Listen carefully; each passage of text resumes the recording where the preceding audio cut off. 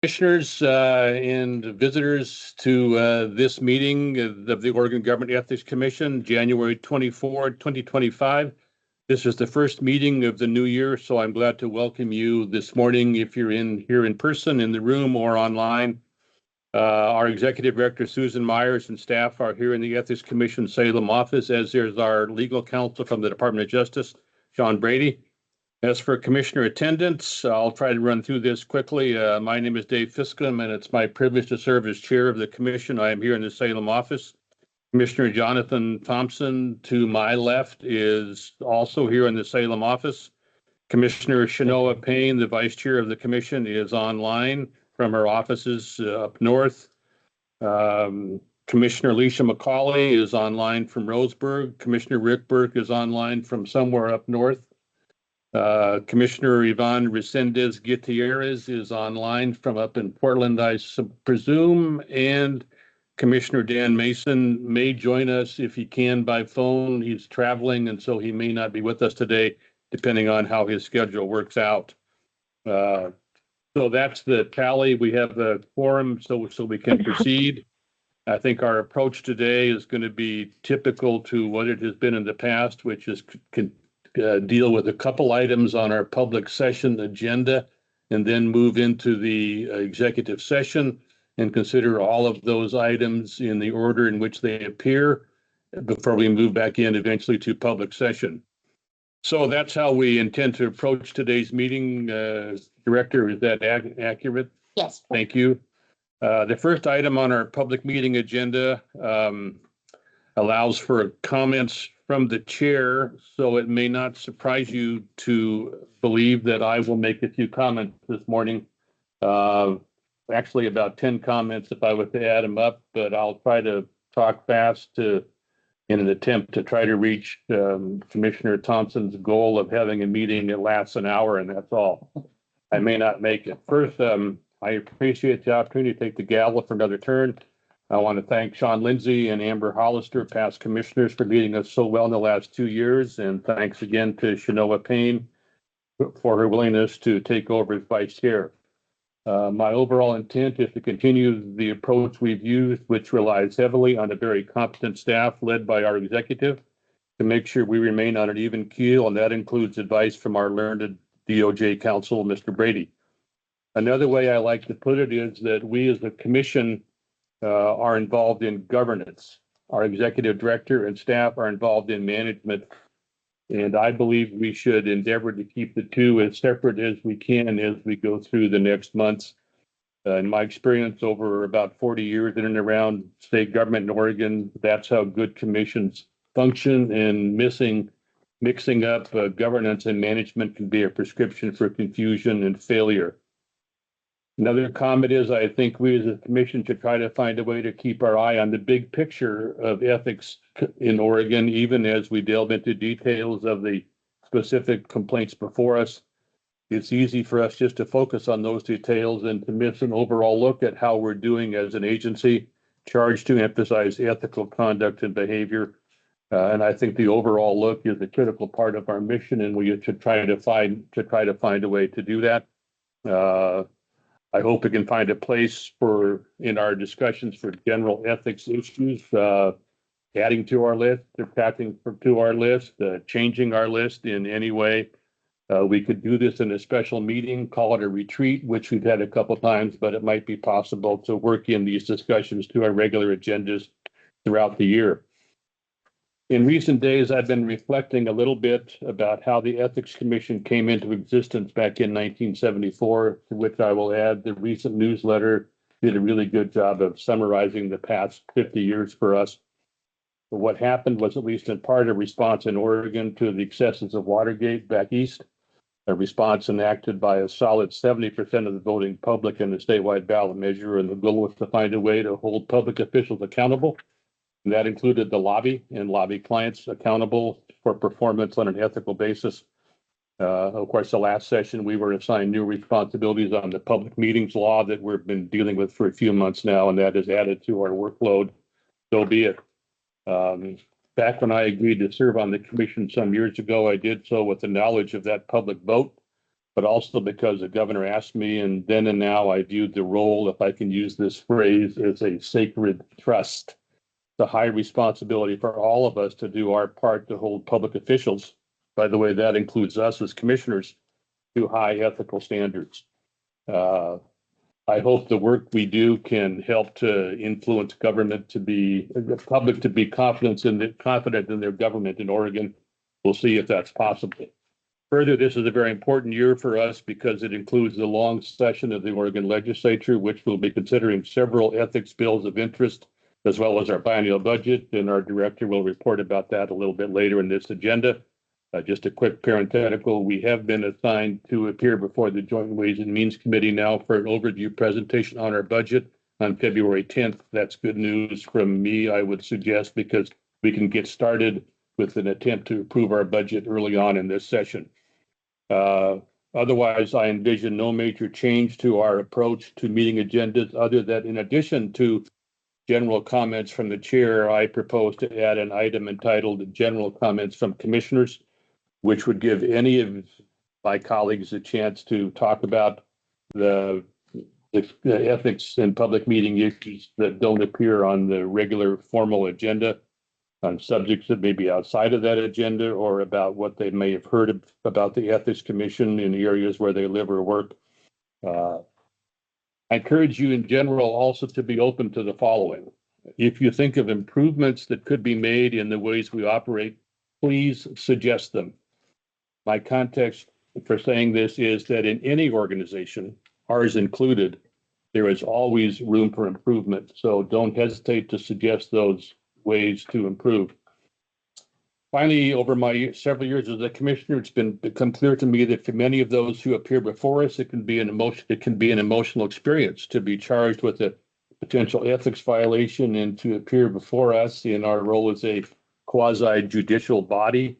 That adds to uncertainty about how to testify and how to appear before us. We need to understand this because while issues may seem routine to us as we deal with them every 6 weeks, for those who appear before us, perhaps not. As you know, there have been a couple of recent examples where those who appeared before us were emotional in their presentation, which didn't bother me at all. And I think we will set out to continue to treat those who appear before us in all respects with respect, patience, and deference. And last, I hope all commissioners will perceive the opportunity to participate fully in our process, regardless of the public officials who have nominated us and appointed us. I think we have found a good way to work together in a bipartisan, apolitical fashion, which, if you remember, is a point Sean Lindsay made with us as he stepped aside from his role. So I hope this approach will continue with participation by eventually at least all 9 of us. There are now 2 vacancies. Those are in the process of being filled. So there are 7 of us officially now. Colleagues, that's it. I'd be happy to hear any reactions to what I've said or disagreements. Please, anybody? Hearing and seeing none for the moment, we will move ahead to a couple things on the public session agenda. The first is approval of minutes from the December 13th, 2024 meeting. And as you know, starting last meeting, what we need to do is have a motion to approve those minutes. First, I'll ask if there are any additions, clarifications, or changes to those minutes from any of my colleagues. Hearing and seeing none, I'm ready for a motion on the minutes from December 13. Vice Chair? Chair, I move that the commission approve the minutes of the December 13th, 2024 commission meeting. Commissioner, any questions on that? Hearing and seeing none, the administration. Please, Mr. Burke.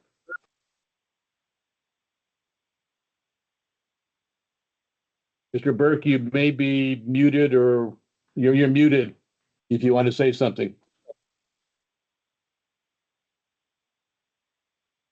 What do you say? Move on. Mr. Burke, any comments? Thank you. No, I think, okay. The administrator will call the roll on the minutes, please. Commissioner McCulley? Aye. Commissioner Burke? Thumbs up or aye. Commissioner Thompson? Aye. Commissioner Payne? Aye. Commissioner Resendez Gutierrez? Aye. Chair Fusco. Aye. Motion passed 6-0. A comment and then first a quick question, Director, do you want to do the consent calendar first or do you want to move to executive session? I would simply move to executive session. That way. Back and just. Thank you. Okay, Commissioner Resendez Gutierrez, I believe, has a statement to make to us. Please, colleague. Yes, that's right. I need to abstain from voting on agenda items numbers 42, starting 24-497 PCF to 48, 24-504 PCF related to the city of Newburgh. Because of a potential conflict of interest, my law firm represents the city of Newburgh, including one of my law partners is the city attorney for the city of Newburgh. That's Mr. James Walker. Thank you, Commissioner.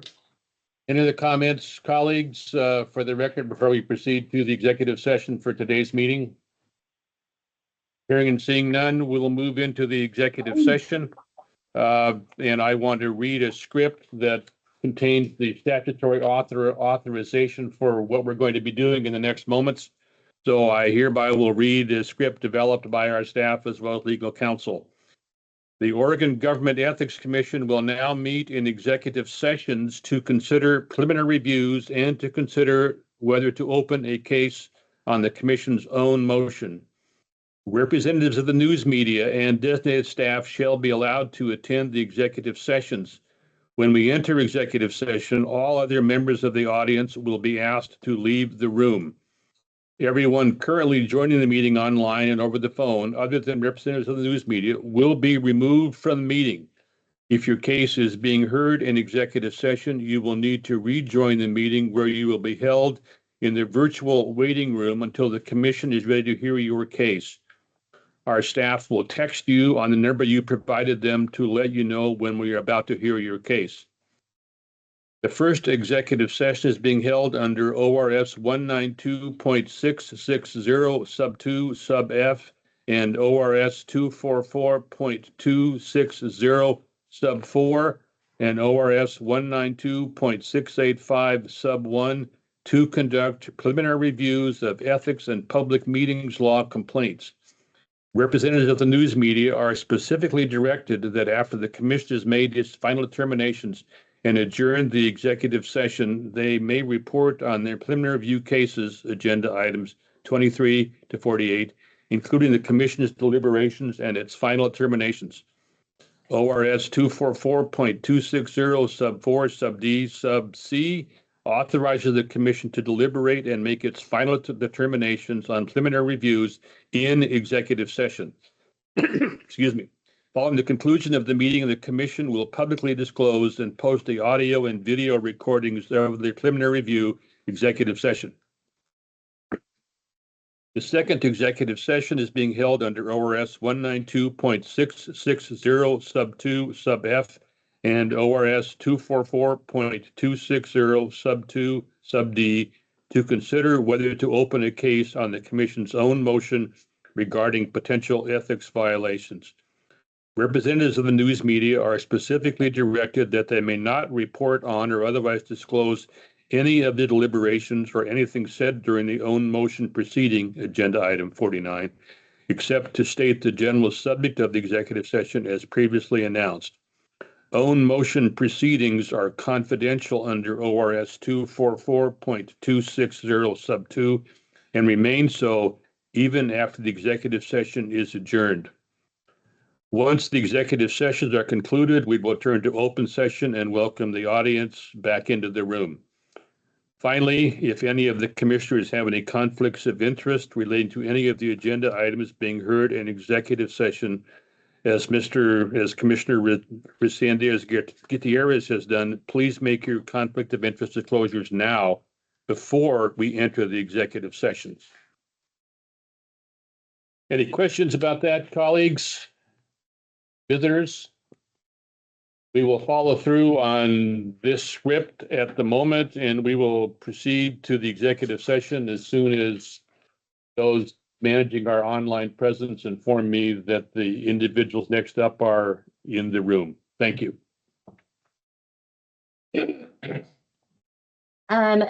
The media representative from Prineville Review, can you please identify yourself with your first and last name?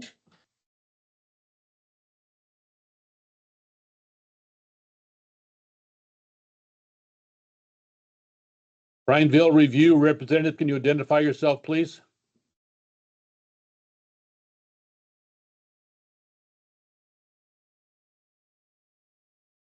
I'm going to assume you can hear us. If that's accurate, please respond.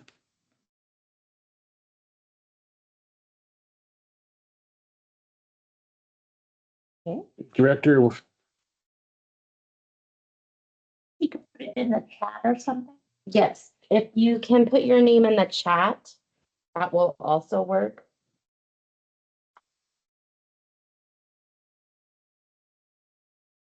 while we're waiting there, just as a generalization, I think we have two media representatives in the room. Would you just thank you, welcome here, identify yourself for the record? We'd appreciate it. Diane Lugo with the Statesman Journal. And Thank you. Mason with the Statesman Journal. Thank you for being here, media. I say colleagues because I used to be one long time ago.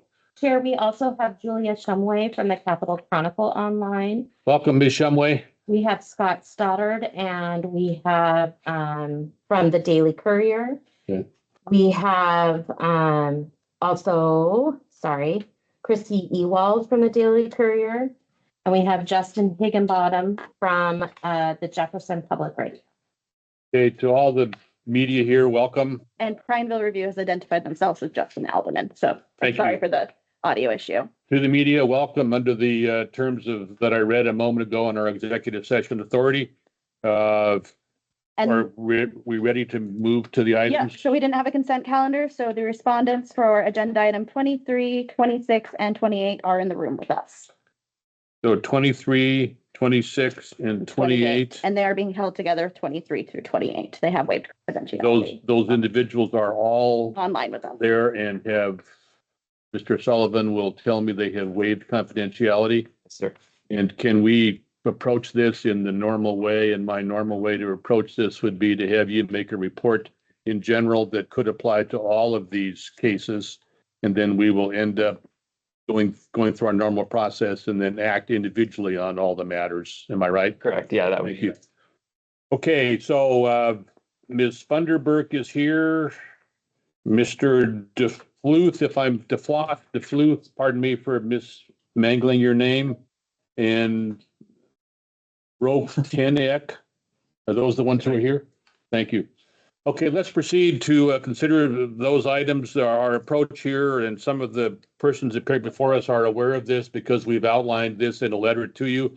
There's a five-part approach we've installed or have for considering these reviews. The first is we'll hear a report from our investigator. Step two is the commission will be able to ask the investigator questions if my colleagues have any questions.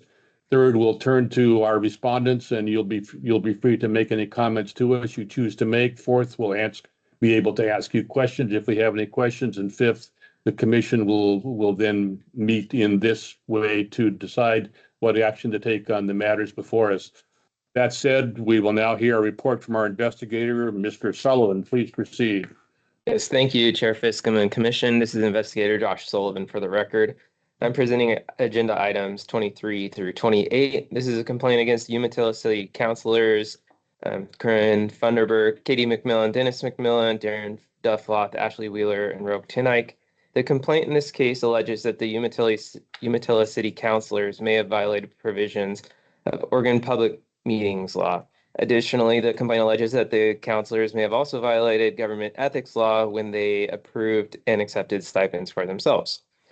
In this case, the Umatilla City Council held executive sessions on August 20th and August 22nd, 2024. These executive sessions were held under provisions in ORS 192-660 sub 2 sub B to consider the discipline or dismissal of a public officer who does not request an open hearing. Oregon Administrative Rules sets forth mandatory prerequisites which must be met prior to the executive session, which includes a 24-hour advanced written notice to the affected person. The City Council convened their August 20th executive session without providing Cadence Sipe, the affected person, the mandatory written notice or other requirements listed in the rules. Additionally, while the notice to enter into the executive session was stated as ORS 192-660 sub 2 sub B, the meeting itself as evidences that that the council did not consider disciplinary proceedings. Instead, the council, excluding Mr. Duffloth, who was not present at the August 20th meeting, sought legal advice on other topics inappropriate under ORS 192-660 sub 2 sub B. The city attorney stated that the meeting on August 22nd was held as an emergency meeting. The meeting minutes, however, do not identify the actual emergency justifying the emergency meeting or providing less than 24 hours notice of the meeting as required by ORS 192-640 sub 3.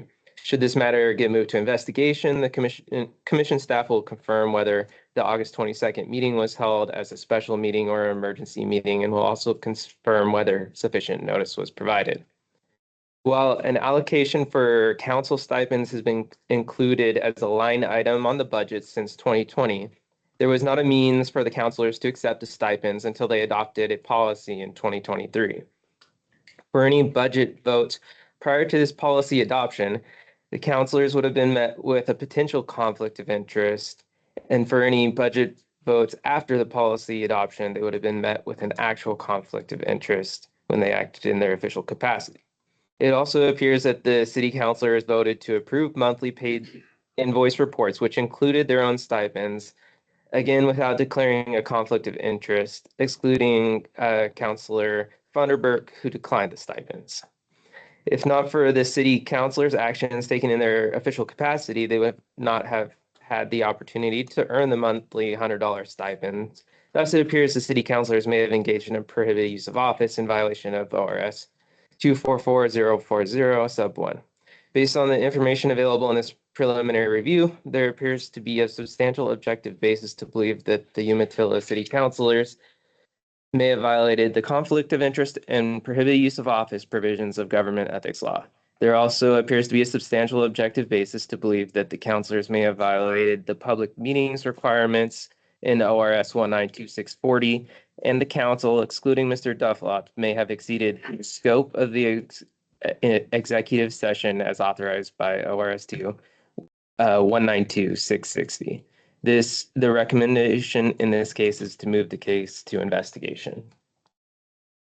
Thank you, investigator. The time is now for my colleagues, commissioners, to ask the investigator any questions based on the report you just heard. Any questions? Mr. Thompson, please. Thank you, Mr. Chair. Josh, can you refresh my memory on declaring conflict of interest for things like stipends and salaries? For example, when the legislature approves the legislative budget, it includes their salaries. I don't recall them all 90 of them standing up and making a conflict of interest. So how is that situation versus this situation? I don't know if I could compare the two of them, but I do know that when they're taking actions that would affect themselves financially, and the action of just approving the stipends in their official capacity as counselors, they would need to declare that conflict of interest. Okay.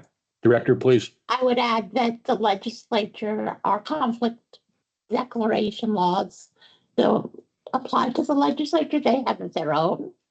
So. Okay, so county, but if a county commissioner approved their salary, they would have to declare, if they voted on the administrative budget for the county, they would have to declare conflict of interest.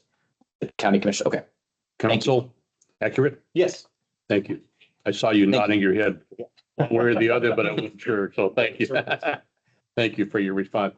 Colleagues, any further questions for our investigator? Commissioner Payne, please.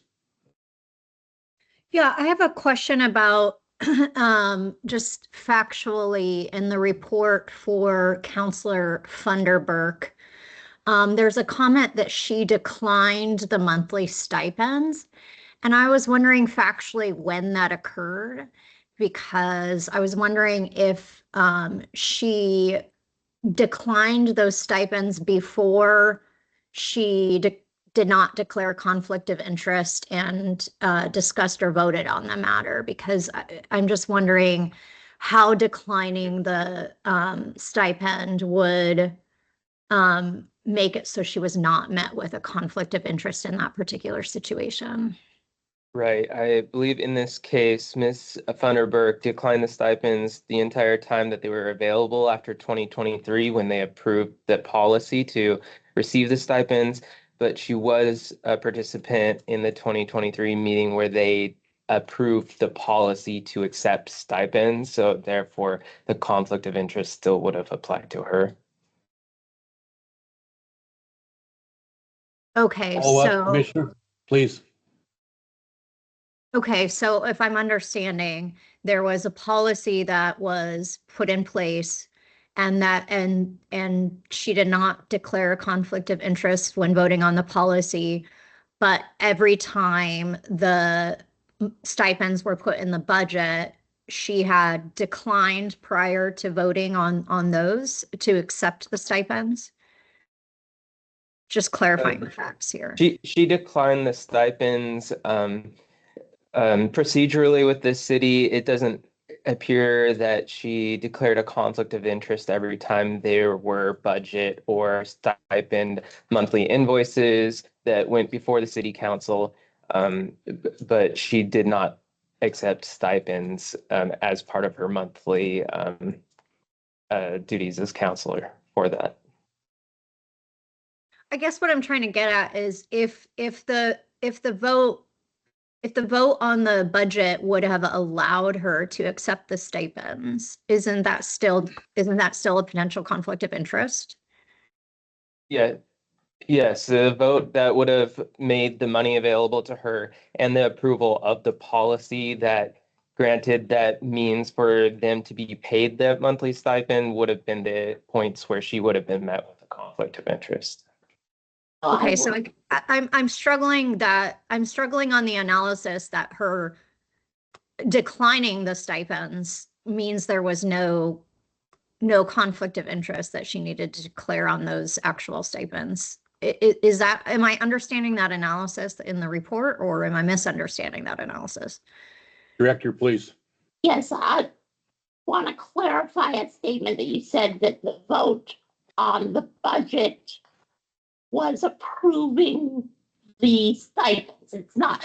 The approval of the policy is vote one, and then a vote on the budget has nothing to do with whether we're allowed to have stipends or not. It simply is any money that's going to come to me being approved as part of the budget process. So when she votes on the policy, that's where you would have a conflict disclosure. Then when each budget comes up, only those who have reimbursement or payment in that budget would be met with a conflict. So vote on the policy. Can we accept stipends? You need to make your conflict disclosures. Then if she then chooses not to take a stipend, that money is not in the budget for her, and she would not have a conflict when voting on the budget. That was, I believe, the distinction we were trying to make. Vice Chair, is that adequate? Please respond if you. Yes, that clarifies. I was just not quite understanding that distinction, and I now understand. Thank you so much. Thank you. Colleagues, any further questions for our investigator? Hearing and seeing none, we'll now move to the third part of our approach on this, which is to allow those appearing before us to make comments to us. And my understanding is that 3 people are online for that purpose. The last names are Funderburk, Dufloth, and Tenek.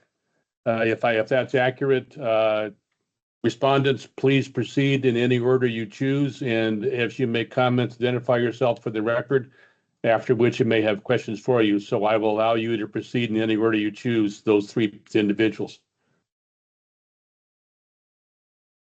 Dufloth, Funderburk, Tenek. Mr. Dufloth, please proceed. Yes, thank you for allowing me to to appear before you guys today. I guess we just, and again, I've been in front of you guys, I think in November as well. Being out in Eastern Oregon, I don't know if it's just because of rule or whatever. And there's just a lot of procedural stuff, little things like this that are tripping us up. And by no means are we maliciously doing this with any kind of intent. It's, and again, as I said before, you know, ignorance is not an excuse, but I would ask that, you know, even as you guys, very educated people in the room there, are having to discuss these little defined things out in Eastern Oregon. I mean, I shouldn't say because it's out here, but it's just not, I'm not understanding it as much as I should. And obviously we need some education on this. And I still can't get past the fact of if I declare a conflict, how can we approve the budget? Because it's my understanding if I declare a conflict, I can't approve the budget. So if there's 6 of us that we can't accept the budget, how does that work? I guess I'm just kind of lost on that. And that would be the education piece of it. And as far as the executive meetings and stuff, you know, we rely on our attorneys and our city managers to kind of give us guidance and direction. And they're the ones with the degrees and the salaries, and we kind of look for them with guidance. And I guess we need to educate ourselves. Again, you know, I kind of throw myself on the mercy of the court that I didn't know, but I didn't know, and evidently I do need to know. That's why I know that we have made it mandatory that we need to all go to League of Oregon Cities and do some educational training, and we ask that we also get some from you guys as well. As we move forward, we want to do it right, and we want to make sure that we're not outside the scope of our requirements. So I just want you guys to know that it wasn't malicious intent. It was an oversight on these things. I really truly believe we were going 65 and a 55, and we need to get some direction and to make a better judgment call in the future. So I thank you for the time.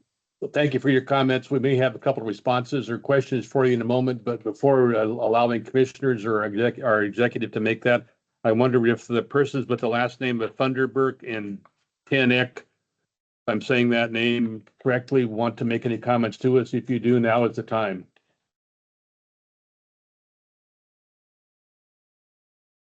Hearing and seeing no comments for the moment, I think our director has a comment in response to something you said, Mr. Duflat. So, director, please. So I appreciate the willingness and interest in the training.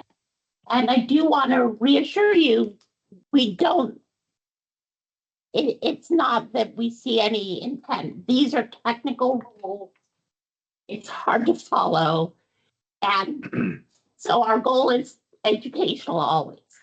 I simply wanted to address your question about how do you vote on the budget when all of you might have conflicts. You are not the only group in this situation. The options are the one, you make the public announcement of your conflicts. Obviously, those of you who have elected not to receive the stipends would not have conflicts at that point, so they would be able to vote. And then you use the minimum vote requirement for the remainders. And how that requirement works is after you make the announcement of your conflict, if your vote is required to meet quorum, basically, then a person with an actual conflict can participate in the vote, but not in the discussion. The alternatives there are some other alternatives, and we would be glad to go through those with you after the meeting. But there are ways to handle that situation. Thank you, Director. Commissioner Resendez Gutierrez, please. Yes, thank you.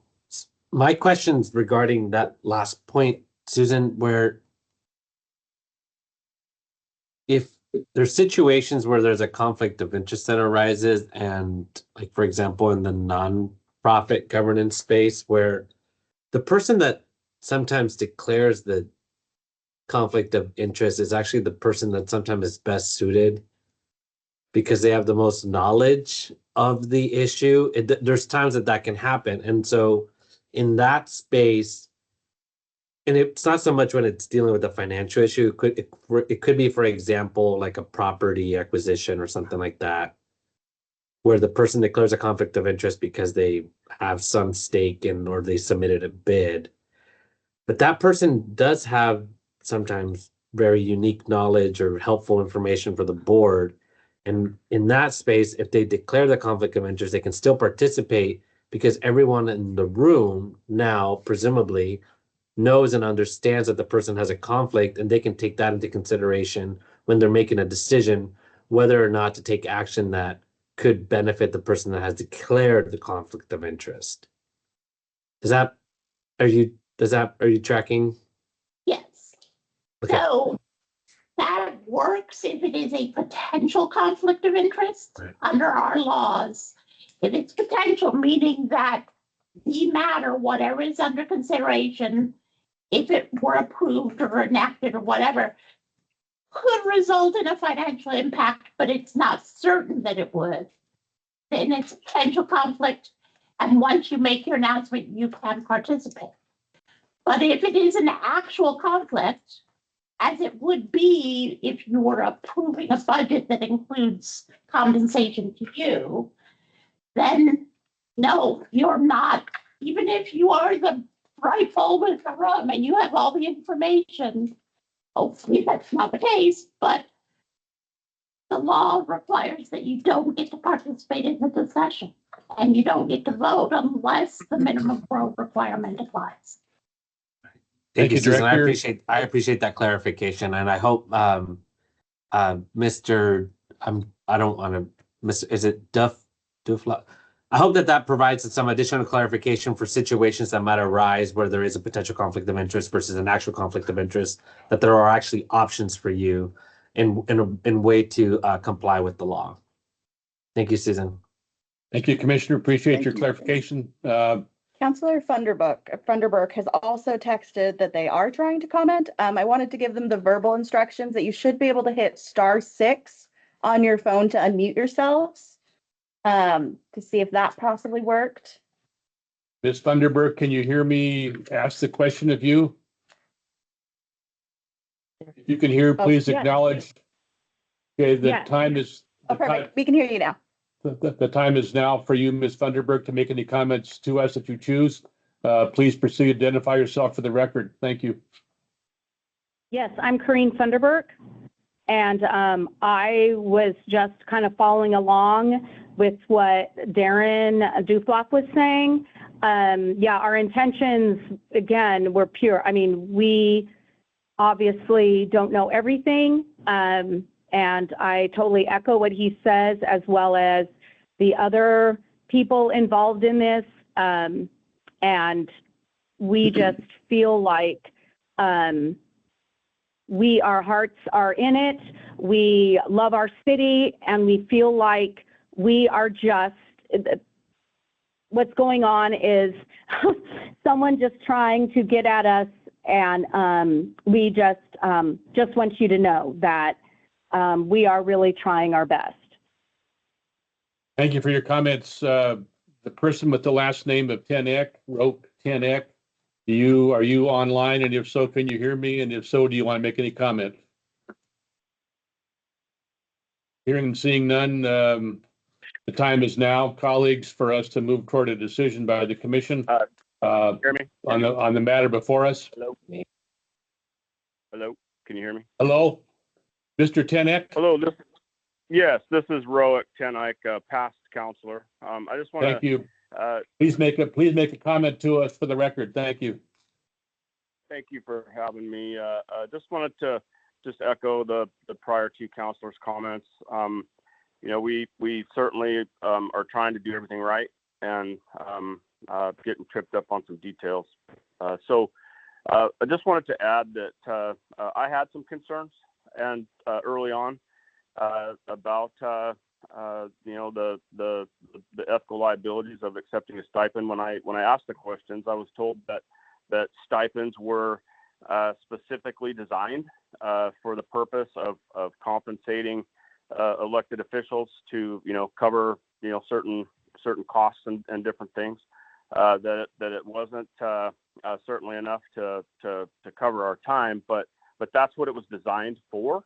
And so after it goes through the budget process, where it's declared that this is for council stipend, that's what this was for, and then that removed our ethical liabilities, and maybe that was a misunderstanding on my part, and which that this is where we are. Anyway, I just wanted to just echo that we're trying to do it right. We really are. And with that, I'll conclude my comments, and thank you for your time and consideration.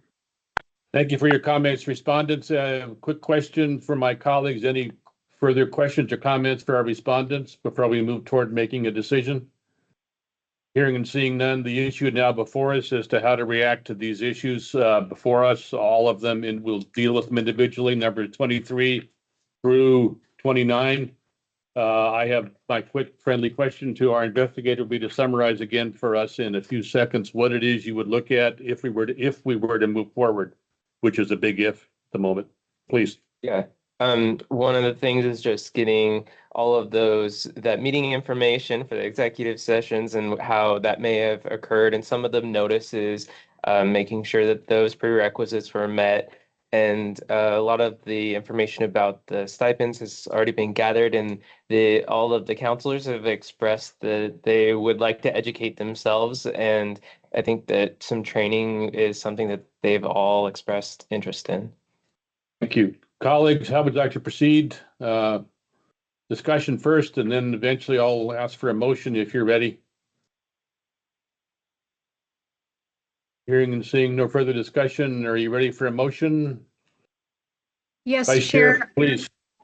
I hereby move that the commission find that there is a substantial objective basis for believing that Corrine Funderburk may have violated ORS 192.640, ORS 192.660, ORS 244.120 subsection 2, and ORS 244.040 subsection 1, and that the commission should investigate accordingly. Thank you, Vice Chair. Any comments on the motion before us? Hearing and seeing none, the administrator will call the roll on item 23. Commissioner McCauley, Aye. Commissioner Burke, Aye. Commissioner Thompson, Aye. Commissioner Payne, Aye. Commissioner Resendez Gutierrez, Aye. Chair Fiscum. Aye. Motion passed 6-0. Your colleagues, we'll now move to item number 24 on our agenda. We've had the report from our investigator who it does not need to be repeated. He's nodding his head affirmatively. So we will now move to a motion on item 24, Vice Chair. I hereby move that the commission find that there is a substantial objective basis for believing that Kate McMillan may have violated ORS 192.640, ORS 192.660, ORS 244.120 subsection 2, and ORS 244.040 subsection 1, and that the commission should investigate accordingly. Thank you, Vice Chair. The administrator will call the roll, please. Item 24. Commissioner McCauley, Aye. Commissioner Burke, Aye. Commissioner Thompson, Aye. Commissioner Payne, Aye. Commissioner Resendez Gutierrez, Aye. Chair Fiscum. Aye. Motion passed 6-0. We'll now move to item 25. The investigator's report will stand. Vice Chair, please. Item 25. I hereby move that the commission find that there is a substantial objective basis for believing that Dennis McMillan may have violated ORS 192.640, ORS 192.660, ORS 244.120 subsection 2, and ORS 244.040 subsection 1, and that the commission should investigate accordingly. You've heard the motion. Administrator, please call the roll. Item 25. Commissioner Burke, Aye. Commissioner Thompson, Aye. Commissioner Payne, Aye. Commissioner Resendez Gutierrez, Aye. Commissioner McCully, Aye. Chair Fiscum. Aye. Motion passed 6-0. Item 26, the investigator's report will stand. Vice Chair, 26, please. I hereby move that the commission find that there is a substantial objective basis for believing that Darren Dufloth may have violated ORS 192640, ORS 244.120 subsection 2, and ORS 244.040 subsection 1, and that the commission should investigate accordingly. You've heard the motion. Administrator will call the roll. Item 26. Commissioner Thompson, Aye. Commissioner Payne, Aye. Commissioner Resendez Gutierrez, Aye. Commissioner McCully, Aye. Commissioner Burke, Aye. Chair Fiscum. Aye. Motion passed 6-0. Item 27, the investigator's report will stand as delivered. Vice Chair, item 27. I hereby move that the commission find that there is a substantial objective basis for believing that Ashley Wheeler may have violated ORS 192.640, ORS 192.660, ORS 244.120 subsection 2, and ORS 244.040 subsection 1, and that the commission should investigate accordingly. Thank you. The administrator will call the roll. Item 27. Commissioner Payne, Aye. Commissioner Resendez Gutierrez, Aye. Commissioner McCully, Aye. Commissioner Burke, Aye. Commissioner Thompson, Aye. Chair Fiscum. Aye. Motion passed 6-0. Item 28, the investigator's report will stand as delivered. Vice Chair, item 28. I hereby move that the commission finds that there is a substantial objective basis for believing that Roic Tenaik may have violated ORS 192.640, ORS 192.660, ORS 244.120 subsection 2, and ORS 244.040 subsection 1, and that the commission should investigate accordingly. Thank you, Vice Chair. The administrator will call the roll. Item 28. Commissioner Resendez Gutierrez, Aye. Commissioner McCully, Aye. Commissioner Burke, Aye. Commissioner Thompson, Aye. Commissioner Payne, Aye. Chair Fiscum. Aye. Motion passed 6-0. Item 29, the investigator's report. Not 9. 29 separate. Pardon me, 29 is separate. I apologize. First of all, just a quick comment from the chair for Mr. Dufloth and Ms. Thunderberg. Please understand that by the action we've taken today, we have not found there to be a violation.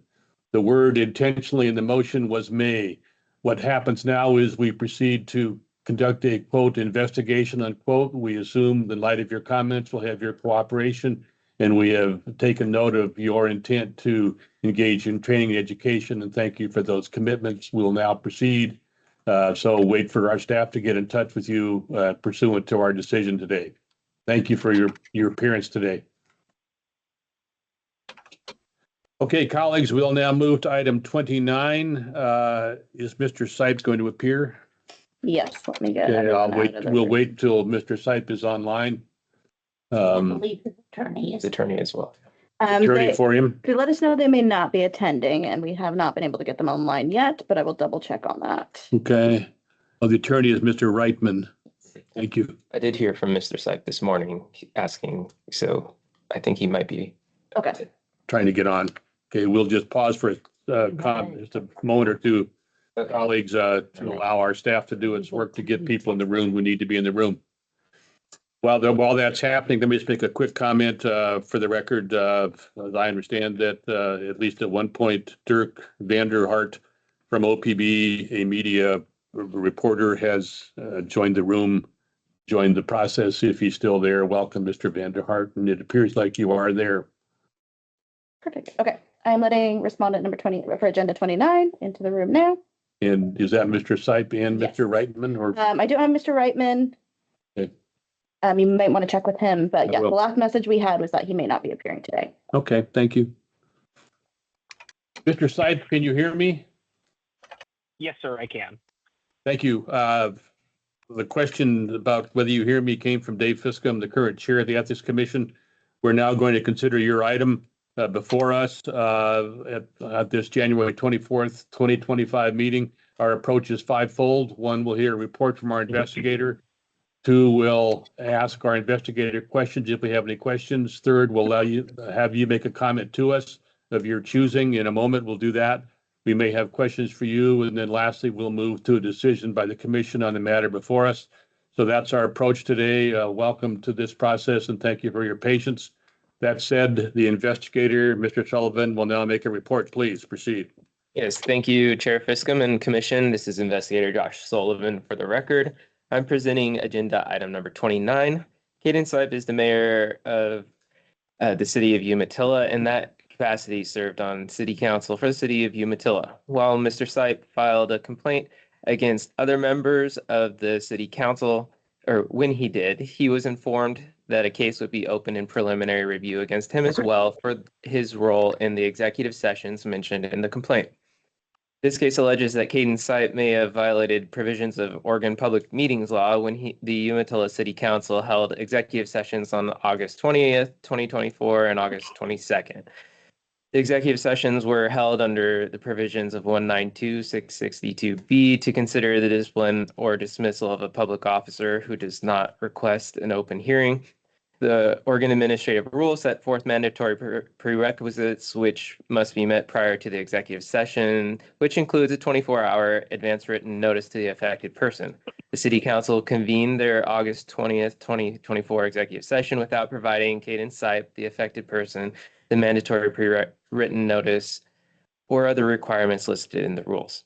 Although Mr. Sipe stated his objections to the executive session and dismissed himself from the meeting, he was present when the council convened the executive session on August 20th. Following Mr. Sipe's exit, the council continued to engage in topics inappropriate under ORS 192-660 sub 2 sub B. It should be noted that it appears Mr. Sipe attempted to confirm whether he was the subject of the executive session prior to the August 20th meeting when he sent an email asking the city manager. The city attorney stated that the meeting on August 22nd was held as an emergency meeting. The meeting minutes, however, do not identify the actual emergency justifying holding the emergency meeting or providing less than 24 hours notice of the meeting as required by ORS 192-640 sub 3. Should this matter get moved to investigation, commission staff would confirm whether the August 22nd meeting was held as a special meeting or an emergency meeting and would also confirm whether sufficient notice was provided.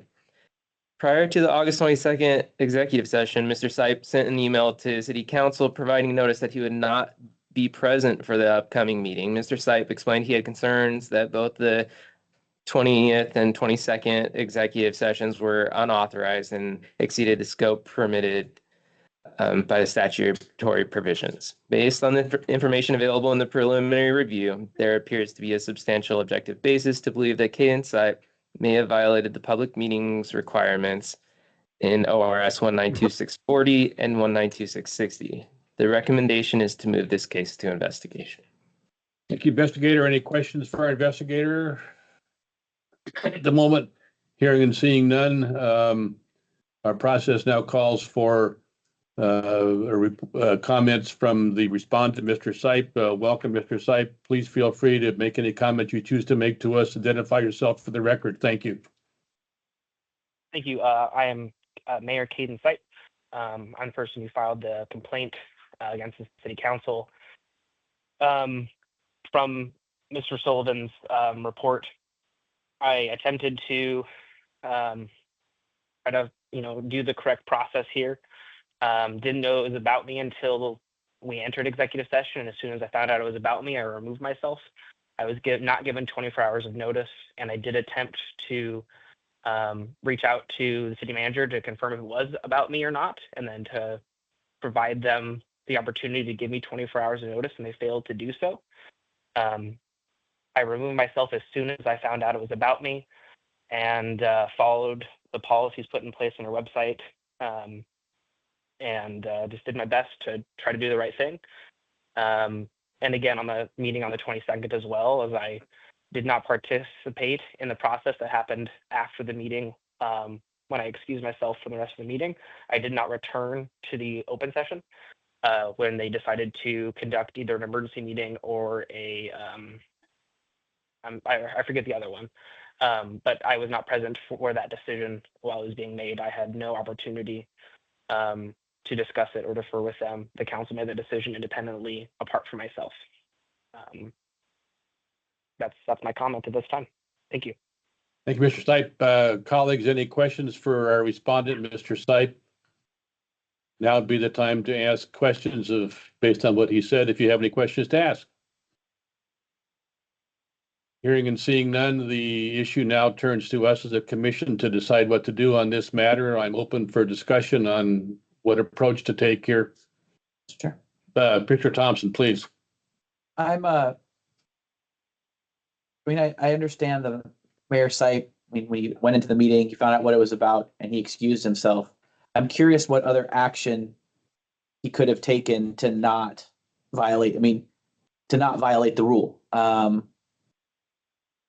He noticed the meeting was wrong, he flagged it, and he left, which is something that we've advised public officials to do in the past. So what I'm struggling with is what he could have done to not have a violation here. Director, any response, please? It's a difficult situation because in the past, when we only had executive session, our advice was if you get in there and you find they're exceeding authority or talking about something wrong, make an announcement and leave, because then you're not participating in the unauthorized discussion. The problem is with the addition of the public meetings law, the governing body members are responsible for all of the public meetings law, including noticing a meeting. And all of that happens before you're in the meeting and you leave. You are responsible for even allowing the governing body to hold a meeting without providing the adequate notice required under statute. And so that's the situation where we're in. It's not so much did you participate in an unauthorized discussion as did you as a member of the governing body allow them to start a meeting that had not been properly noticed. Okay. Thank you. Director, I have a friendly question before Vice Chair Payne. How was the decision made to include the person who filed a complaint, Mr. Sipe, as part of this process? If that question makes any sense, please provide an answer. Obviously, normally a complainant would not be, but he is a member of the governing body, and our rules have provide that when a complaint alleging public meetings law is filed, all members of the governing body will receive cases opened. Because for exactly what Commissioner Thompson asks is that the governing body itself is responsible for all the steps of satisfying public meetings law. On that issue, a quick follow-up. Was the proper process followed before a public meetings complaint gets to us to go through an internal process at the city? Yes, my understanding is Mr. Sipe did do the whole grievance to Thank the you. commission and Thank you. all of that. Vice Chair, please. Yeah, I guess I have a couple concerns here with finding a violation, a technical violation here, when you have several members of the public body who are trying to oust another member of the public body, and they're not giving proper notice to that member of the public body. It seems to me like holding that member of the public body, finding a violation against the member of the public body who wasn't given notice by the other members of the public body, to me, I'm having a problem with that. And I understand that it's a technical violation, but it seems to me that there's just something that in my gut, I'm having a problem with that because it's, to me, there's just, I don't know. I understand that technically he's responsible as well for those notices, but there may be a lot of reasons why the other members of the public body are not giving him notice of the executive session in which they're trying to oust him from the public body. And I think that may have happened here. And I personally am not ready to find Mayor Sipe responsible for issuing a notice to himself, which he wasn't provided for pretty obvious reasons. I think logistically and just logically, I just think that's probably going to happen in certain situations where some members of the public body are trying to get rid of another member of the public body, and they're not going to involve that member of the public body in it seems like here they didn't tell him, they didn't provide him proper notice.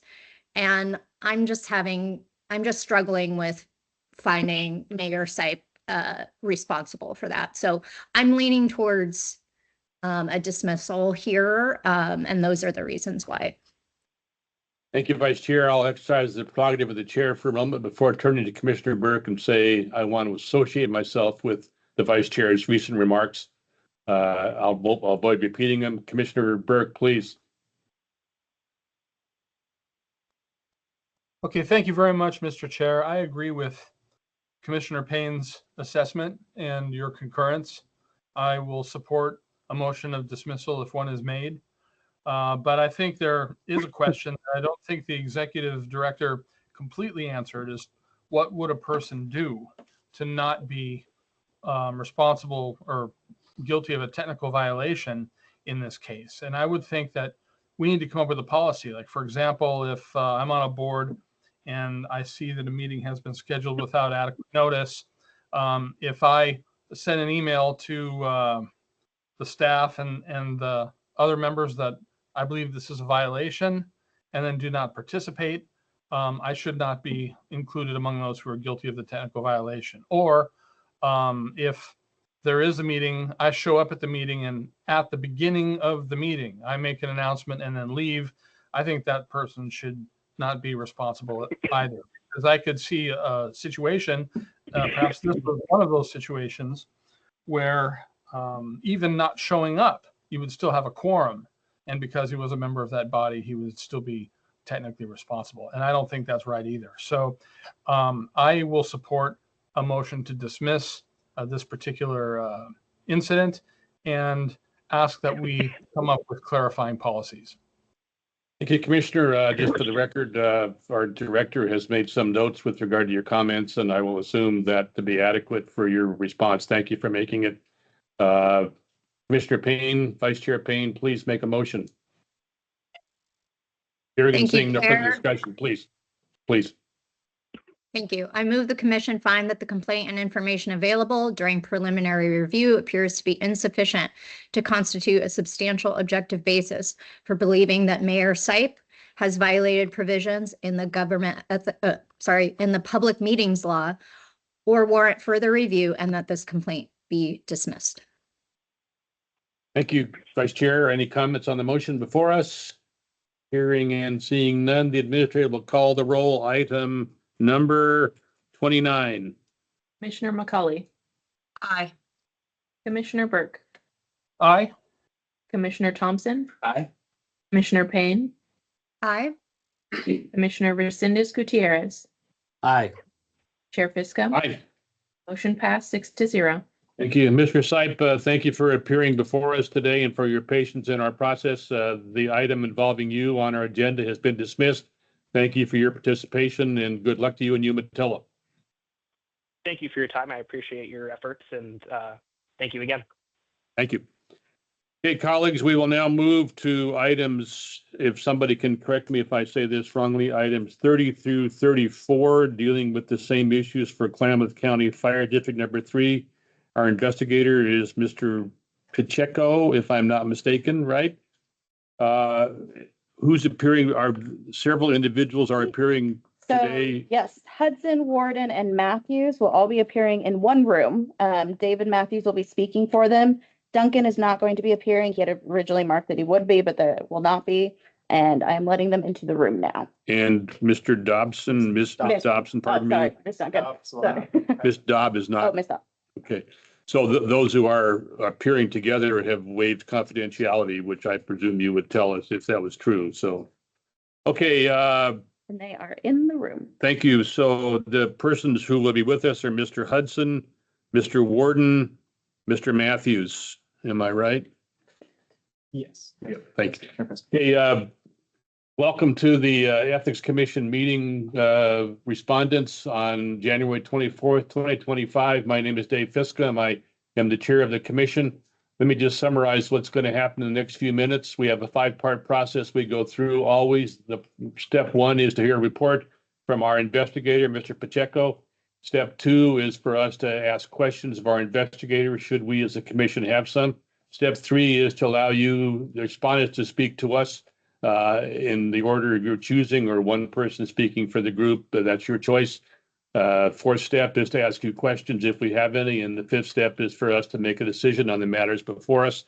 We understand that the 3 of you who are appearing together or have waived confidentiality, we appreciate that. We'll honor that. So the first step in our process is for Mr. Pacheco to make his report to us. Please proceed. Thank you, Commissioner Fiscum. This is Investigator Daniel Pacheco for the record. All members concerning this case have waived confidentiality. Agenda items 30 to 34 in your meeting books are preliminary review reports for the Klamath County Fire District Board of Directors. First, Commission staff notes the complainant in this matter submitted an additional document following completion of the preliminary reports, which has been forwarded to the Commission. Upon further inspection, we know that this document is not relevant to the matter at hand. Additionally, a follow-up response by one of the board members has been forwarded to the Commission for their consideration as well. The complaint in this matter concerns 2 district board meetings, an August 28th, 2024 special meeting and a September 20th, 2024 regular meeting.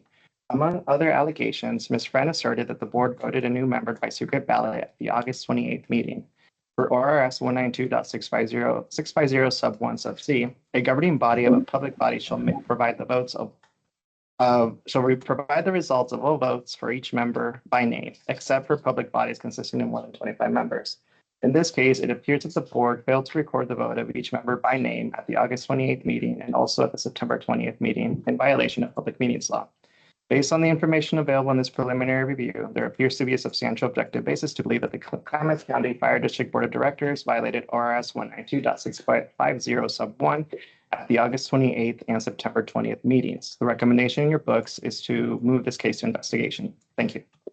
Mr. Pacheco, thank you. I have a quick question. If you don't know the answer, no problem. Do you have any information to identify the person who filed the complaint involved in these matters before us? Yes, thank you for the question, Commissioner Fiscum. The complainant was the fire chief for the board of directors. Okay, thank you. Former, sorry, I apologize. Former. Thank you. Okay, colleagues, you've heard the investigator report. Thank you, Mr. Pacheco. Any questions for the investigator? Now is the time. Hearing and seeing none, I understand, Mr. Matthews, that you may be speaking for the group. If so, that's fine with us. Please proceed, identify yourself for the record, and if you are speaking for others, you might mention for the record their names. Thank you for being here today. Thank you, sir. Can you hear me? Yes, thank you. Okay, great. So I'm Dave Matthews, and thank you for the opportunity to speak on behalf of Dan Hudson, Cameron Morrison, and Dennis Warden, 3 other board members that were named in this complaint. Regarding the complaint filed by Ms. Christine Friend dated October 12, 2024. I understand the time is limited, but I think a little background is important. In roughly of July of 2024, the Klamath County Fire District 3 Board of Directors were made aware of financial mismanagement by the then Fire Chief, Ms. Friend. Ms. Friend was subsequently terminated as the district chief. And at that time, her removal, then board member Mike Schultz the significant other of the fire chief, Ms. Friend, resigned from the board, and the assistant chief, Brandon Friend, Ms. Friend's son, had also resigned from the district, leaving the board short a member, and I was appointed at a special meeting on October 28th. The report that Mr. Pacheco concludes the board may have violated ORS 192-6501 because during two meetings, August 28th, September 30th, the names of board members who voted were not individually documented in meeting minutes.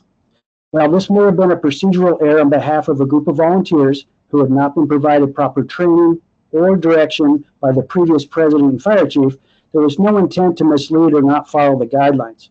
The violation was a violation of the letter, of the letter and not the spirit of the law. Upon receiving information as to the mistake, the board took immediate action to correct, which demonstrates the willingness to do the right thing. The fire district has been poorly managed for many years, if not decades, much of which is directly related to Ms. Friend and Mr. Schultz, and this and other similar complaints are simply designed as retaliation over a personnel issue. Over the past 4 months or so, while learning the rules of the road along the way, over the past 4 months or so, the board of directors have made great strides in correcting the wrongs of the past while learning the rules of the road. Board members have attended a variety of trainings, reviewed statutes, codes, guidelines, and have consulted many experts as to the correct process and procedures. Ms. Friend has chosen to utilize the complaint process to settle past scores. What is her real intent? Is it to improve the system or the fire district? Is it to be a watchdog over a process she herself led and failed to follow the same rules she now complains about? If Ms. Friend is simply seeking to ensure the board follows the rules, why move from grievance to the complaint phase so quickly, not giving the board an opportunity to review and correct? I believe Ms. Friend's motivation is clear, and it's demonstrated by another recent complaint filed after being advised that the issue was already corrected. The intent of this board is to provide the residents of our district with the highest quality service possible while complying with all the laws, rules, and regulations. Frankly, if it's likely we're going to take some more missteps on our journey, although not intentionally, not flagrantly, and not with malice. Our task as volunteers, as so many others in the state, is to do the best we can with the resources available, and I believe an objectively reasonable review of any and all actions this board has taken will reveal a desire to serve the community to the best of our abilities. Thank you, and we're available for any questions you may have. Thank you, Mr. Matthews. Colleagues, any questions for Mr. Matthews based on what he has said to us in the last few moments? Hearing and seeing none, the time now arises. Nobody else wants to speak, Mr. Matthews, I'm going to presume, right? Correct. Thank you very much. Now's the time for us to move toward a decision on how to proceed on these matters before us. We'll, of course, do so individually in terms of action. I'm open to discussion among colleagues as to how to proceed on this preliminary review. Comments? Mr. Pacheco, I have one friendly question, which is summarize for us again what it is additionally you would do if we were to move forward. Thank you for the question, Commissioner Fiscom. There is nothing further to investigate. If the case moves to investigation, we would probably just consider what the findings and propose possibly a letter of education.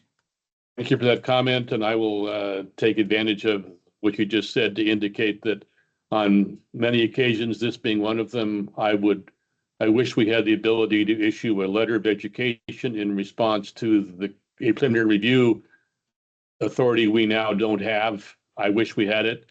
If we don't, I appreciate your comment about how we would proceed if we were to move to an investigation.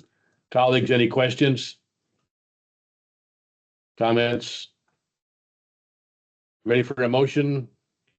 Vice Chair, please. I hereby move that the commission find that there is a substantial objective basis for believing that Dan Hudson may have violated, or we are on number 30, just. Yes, item 30, please. Thank you. Okay, just making sure. Yeah. That Dan Hudson may have violated ORS 192.650 subsection 1, and that the commission should investigate accordingly.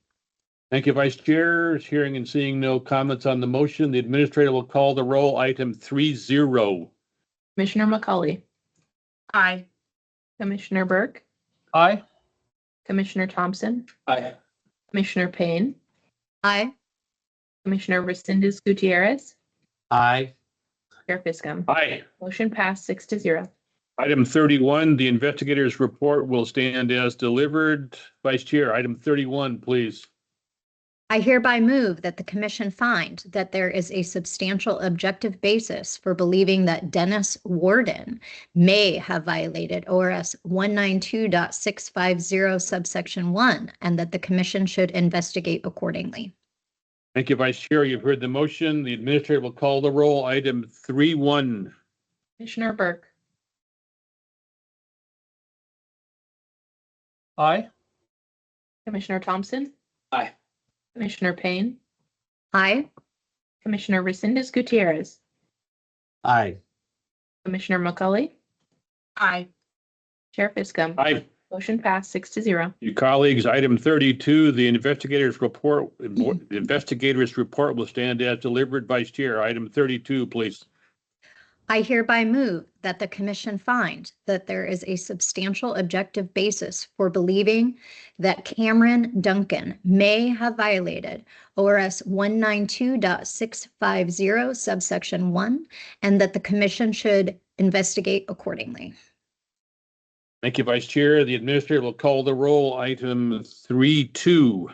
Commissioner Thompson, Aye. Commissioner Payne, Aye. Commissioner Resendez Gutierrez, Aye. Commissioner McCauley, Aye. Commissioner Burke, Aye. Chair Fiscum. Aye. Motion passed 6-0. Item 33, the investigator's report will stand as delivered. Vice Chair, item 33, please. I hereby move that the commission find that there is a substantial objective basis for believing that David Matthews may have violated ORS 192.650 subsection 1, and that the commission should investigate accordingly. Thank you, Vice Chair. The administrator will call the roll. Item 33. Commissioner Payne, Aye. Commissioner Resendez Gutierrez, Aye. Commissioner McCauley, Aye. Commissioner Burke, Aye. Commissioner Thompson, Aye. Chair Fiscum. Aye. Motion passed 6-0. Colleagues, item 34, the investigator's report will stand as delivered. Vice Chair, item 34. I hereby move that the commission find that there is a substantial objective basis for believing that Allison Dobb may have violated ORS 192.650 subsection 1, and that the commission should investigate accordingly. Thank you, Vice Chair. The administrator will call the roll. Item 34. Commissioner Resendez Gutierrez, Aye. Commissioner McCauley, Aye. Commissioner Burke, Aye. Commissioner Thompson, Aye. Commissioner Payne, Aye. Chair Fiscum. Aye. Motion passed 6-0. Mr. Matthews, three comments from me. Thank you. First, thank you for your appearance today and for your patience with our agenda today. Secondly, we appreciate the candor of your remarks. Please understand next that while we're moving ahead to investigate, we have not found there to be a violation. The word in our motion is may, and that's what we'll assess. You've heard a comment from our investigator. Without predicting the action, a likely result is a letter of education. Thank you for your candor today and for appearing before us. Appreciate it. Our staff will be in touch with you. Thank you very much. Okay, colleagues, quick question. Do you have some patience to keep moving ahead? Seeing heads nodding in the affirmative. Thank you. We will stay seated and consider item 35 involving Ms. Daniels, the Director of the Department of Veterans Affairs, who is appearing. Perfect. Mr. Sullivan, is she here yet?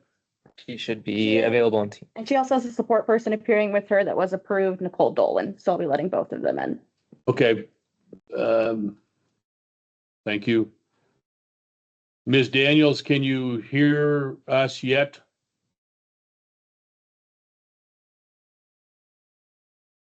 Wait for a moment. Ms. Daniels or her colleague. There's Ms. Daniels' picture. Ms. Daniels, can you hear us? Yes, I can. Can you hear And me? yes, we can. Thank you. Do you have a colleague with you? I do. I have our new Chief Financial Officer, Nicole Dolan, who I've Okay. invited to listen in. Thank you. Thank you. Okay, and Ms. Daniels, for the record, my name is Dave Fiscum. I'm the chair of the Ethics Commission. This is the time for us to consider the matter before us involving you. We have a 5-part process, which you may be aware of remotely, which is step 1, we'll hear a report from our investigator, Mr. Sullivan. Step 2, we'll be able to ask him questions as commissioners. Step 3, we'll turn to you to make any comments you choose to make to us on the record. Step 4 will be, we may ask you questions, and step 5, the commission will move to make a decision on the matter before us. So if that's understandable to you, thank you for your appearance before us today. And that said, Mr. Sullivan, please, your report. Yes, thank you, Chair Fiscum and Commission. This is Investigator Josh Sullivan for the record. I'm presenting agenda item number 35. This is a self-reported complaint against Nakia Daniels, Director of the Oregon Department of Veterans Affairs. Ms. Daniels states in her complaint that she is self-disclosing an ethics violation which may have occurred during work travel from August 2023 through February 2024 while she was Deputy Director and Interim Director of the ODVA. In November 2023, Ms. Daniels was on an official travel in Washington, D.C. when she rescheduled her train due to illness. Ms. Daniels purchased 2 first-class Amtrak tickets using a government card when coach tickets were available. Nothing in the DAS travel policy specifically addresses train travel, but first-class or business class tickets do not appear to be specifically authorized by the DAS travel policy. It appears that Ms. Daniels did not consider the total cost of the state when she purchased the first-class Amtrak tickets with her state spots card rather than purchasing coach. Ms. Daniels may have avoided a financial detriment by receiving the benefit of first class without having to personally pay the difference of $634 for the upgrades. It also appears that Ms. Daniels was reimbursed $36 in personal unauthorized airport parking in February 2024. Ms. Daniels' receipt of the parking reimbursements constitutes a financial benefit that would not have been available to her but for holding her position. Thus, Ms. Daniels may have engaged in a prohibited use of office in violation of ORS 244040 sub 1. A separate DAS review of Ms. Daniels' travel claims indicates that she did not seek reimbursement for some costs which she was entitled to receive reimbursement. The net overall effect of reimbursement requests is that the state owes Ms. Daniels money, even taking into consideration the unauthorized expenses. While it appears that Ms. Daniels was overcompensated for several travel expenses in the course of her official duties, it also appears that the overcompensation was unintentional, and this erroneous overcompensation could have been corrected during the expense reporting and approval process. Because these errors were not corrected earlier in the reporting process, it appears that Ms. Daniels technically violated the use of office provisions of Oregon government ethics law. Based on the information available in this preliminary review, there appears to be a substantial objective basis to believe that Ms. Daniels may have violated the prohibited use of office provisions of Oregon government ethics law. The recommendation is to move this case to investigation. Thank you, investigator. Any questions for our investigator from commissioners? Now is the time. I'm sorry, were you addressing me? Not yet. Thank you. So commissioners, I assume I see and hearing and seeing no questions. The time is now, Ms. Daniels, for you to make any comments you choose to make. One quick question for the record.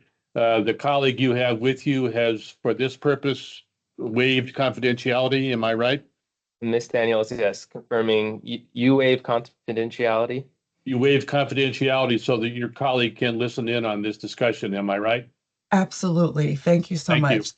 This is Thank you. moving very, very quickly. This is my very first time being here, so please, I appreciate all of your patience as I'm taking everything in. I don't mind the speed. I just wasn't necessarily prepared for the speed. So please The meeting proceed. Make any comments you choose to make, and do one other favor for me. Identify yourself for the record. Thank you. Oh, absolutely. Thank you, Dr. Nakia Council Daniels, the Director of the Oregon Department of Veterans Affairs. I do want to make a statement before asking a question, which is that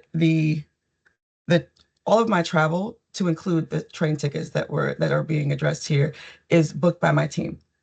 I don't book my travel, and I've that's just not a practice of mine. And I only use my spots card during emergencies, which is the only reason I had it. The use of my spots card during that trip was due to an emergency illness, and that was the use of my card during the trip. So I wanted to clear for the record that I don't make travel arrangements for myself, and I don't pay for those arrangements. We have a finance services team that does that, and at the time I had a limited duration assistant who was helping in that regard. So my question is, I don't see in the review, I don't see where the review by the financial services team was mentioned in the document. And I want to make clear, I'm taking and have taken and am taking full responsibility for everything that has occurred. But for the sake of this discussion and for the sake of the review process and my statement, I am curious about where the review by the financial services team might fall into this process, given the structure, which I don't know that my agency is the only one that has this structure where the director is not actively making their own travel arrangements or paying for their own travel arrangements. I rely on my team, like very many others rely on their team to, to ensure internal controls and to be a part of our checks and balances system, and ensure that not only me, but all of the team members at the ODVA are following our compliance as it relates to travel and as it relates to the types of travel and what we pay for and what we don't. Did the auditors that conducted this review, and this may not be a question that you all can answer, and it may not be an appropriate question, again, first time being in a situation like this, did the auditors that conducted the review talk with the financial services team? And I ask that because had I known that this was an issue or that there was an issue, I would have certainly addressed it in the moment. And we would have all been able to manage this within our team. So I am curious if that question is one that can be answered. If not, I'm perfectly all right with it. And I do want to restate that I see this as when I welcome an investigation. And I want to be clear about that. I welcome an investigation. I actually want to know more about the internal controls within the financial services division of our team. And not only that division, I'm actually interested in knowing more about the intricacies of all of how we do operations and welcome support from not only the OGC, but we've been in contact with the Secretary of State before this incident came to my attention to come in and help us look at our internal controls. So again, for the record, I take ownership fully for myself and the agency. I am curious about what review so far, whether the review so far has included discussion with our financial services team, and very much welcome an investigation if the board deems that necessary. Thank you, Dr. Daniels. I will allow the answer to the question she's posed to come from Investigator Sullivan or Director Myers, either one. I would like to address a couple of the issues. One, I would like to thank Dr. Daniels. This is a self-report.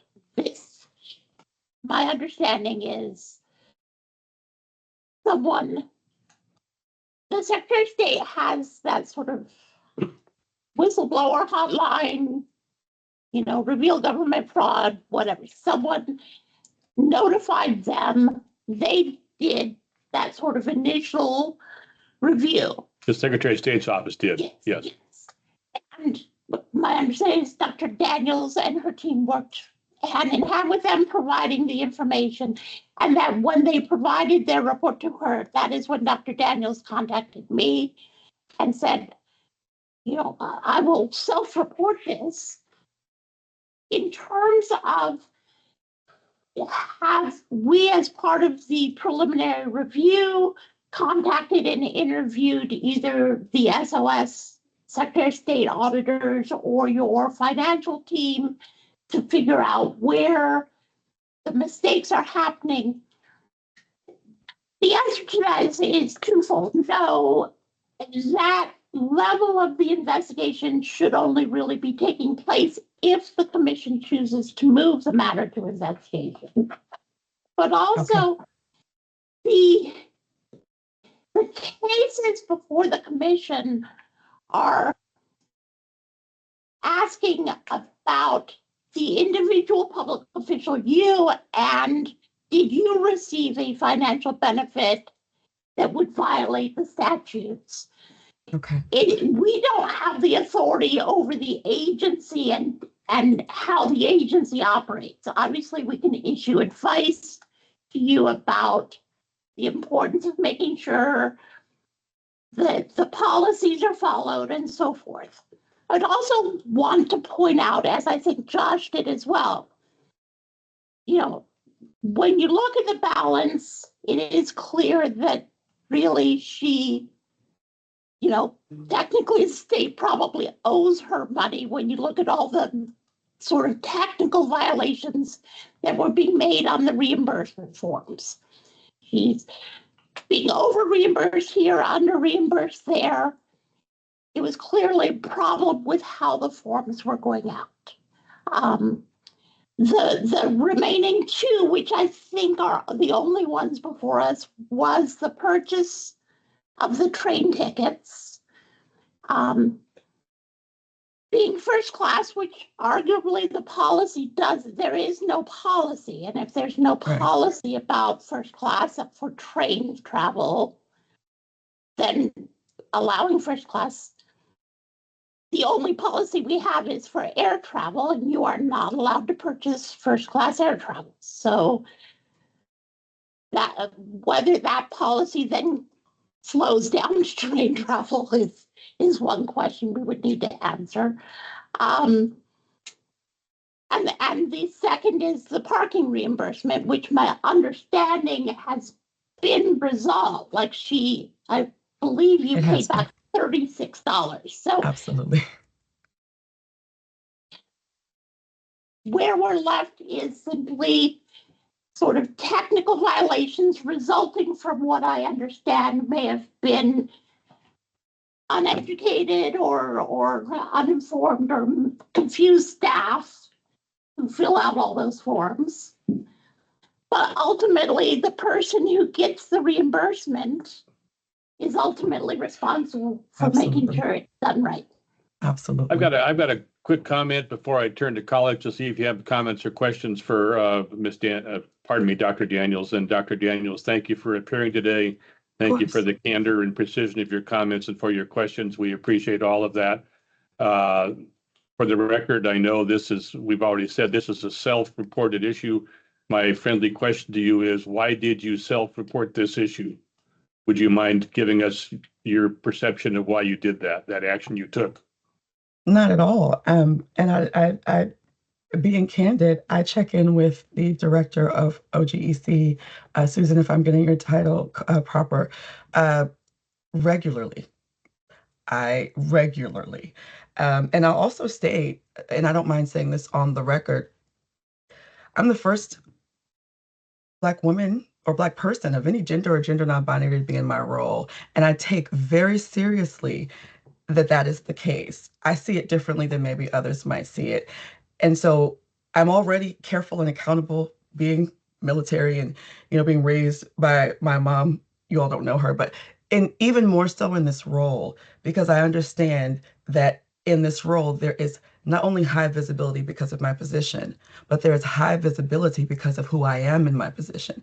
So not only is this something that I make a practice of in my personal world, but I also make it a practice in my professional world, not only because I want to be accountable and I believe in accountability, and I actually am excited about being accountable. I'm actually pleased to be here and have this discussion with you all. I'm learning in this process. My team will learn in this process, and this will all make us better.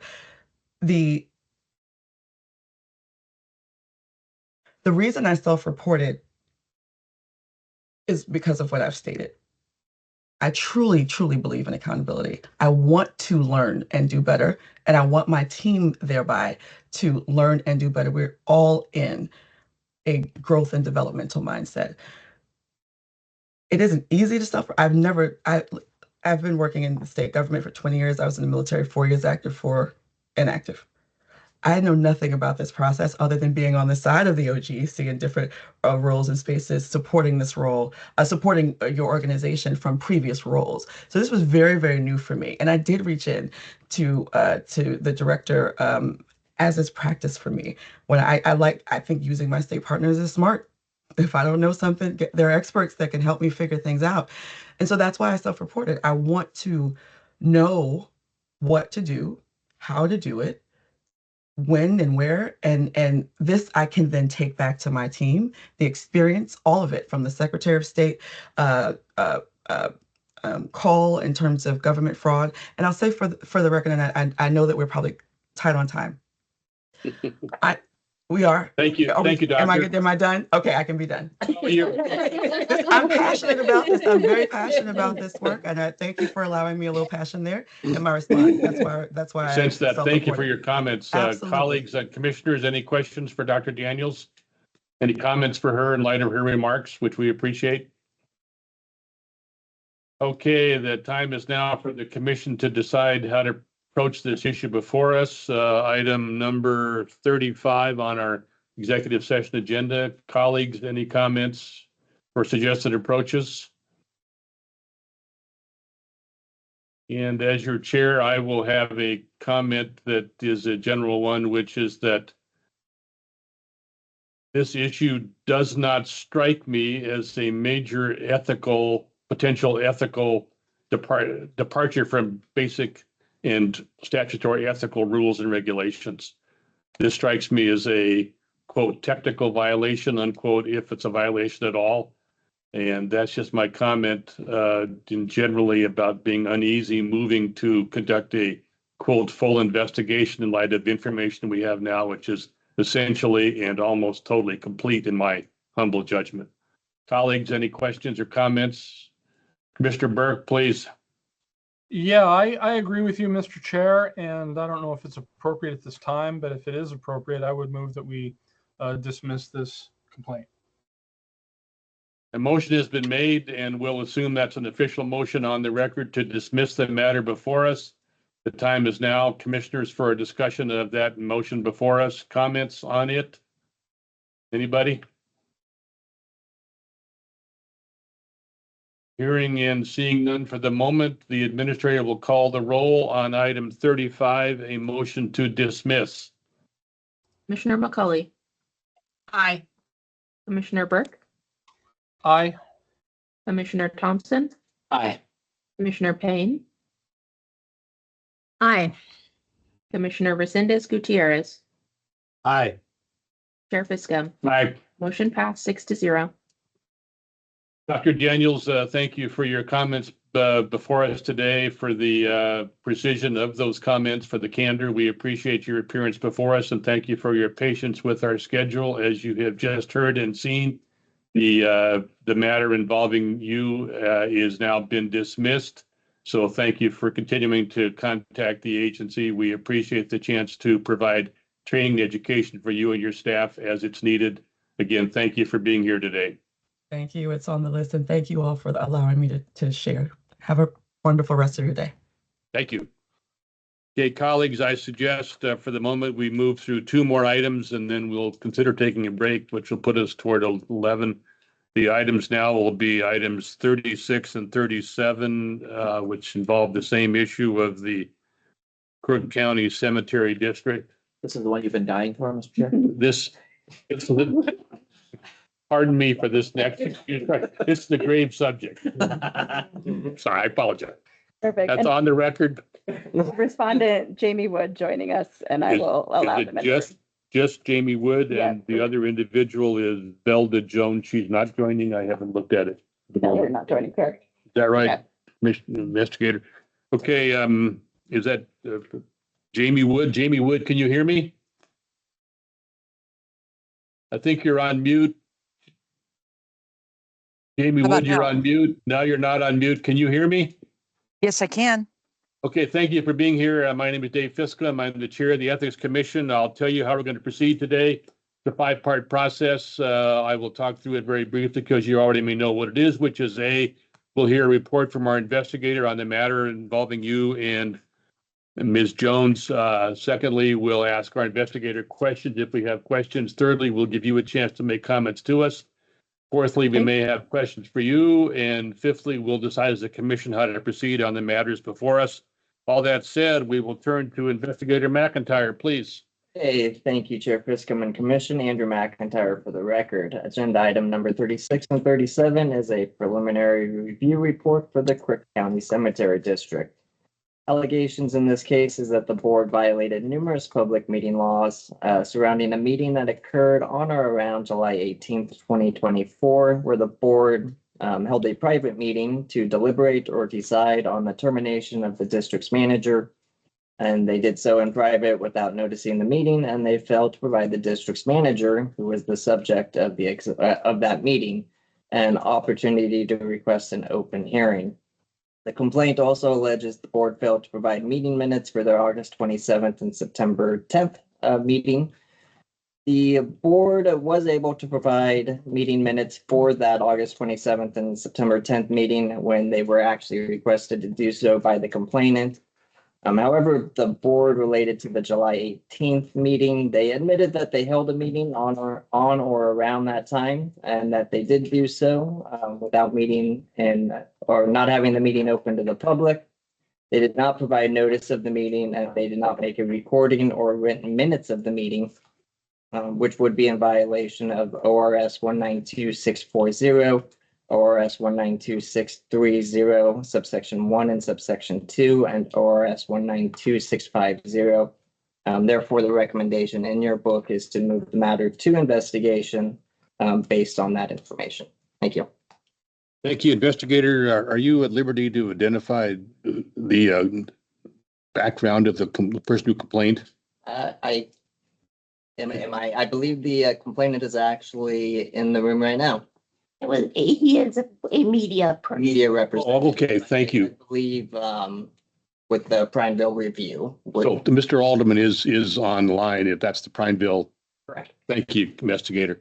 Any questions for our investigator? So the time is now, Ms. Wood, for you to make any comments you choose to make to us, and please feel free to do so and identify yourself for the record as you proceed. Thank you. My name is Jamie Wood. I am currently serving as the board chair for the Crook County Cemetery Improvement District. The only thing that I would add to what the investigator said is that Ms. Jones and I proceeded with termination of Mr. Nelson because of all kinds of, I will say, mayhem that resulted from things that Mr. Nelson did. The month prior, we had a public meeting that resulted in board members receiving death threats because of Mr. Nelson's actions. And when Ms. Jones and I proceeded to terminate Mr. Nelson, we did not know that we needed to do so at a public meeting.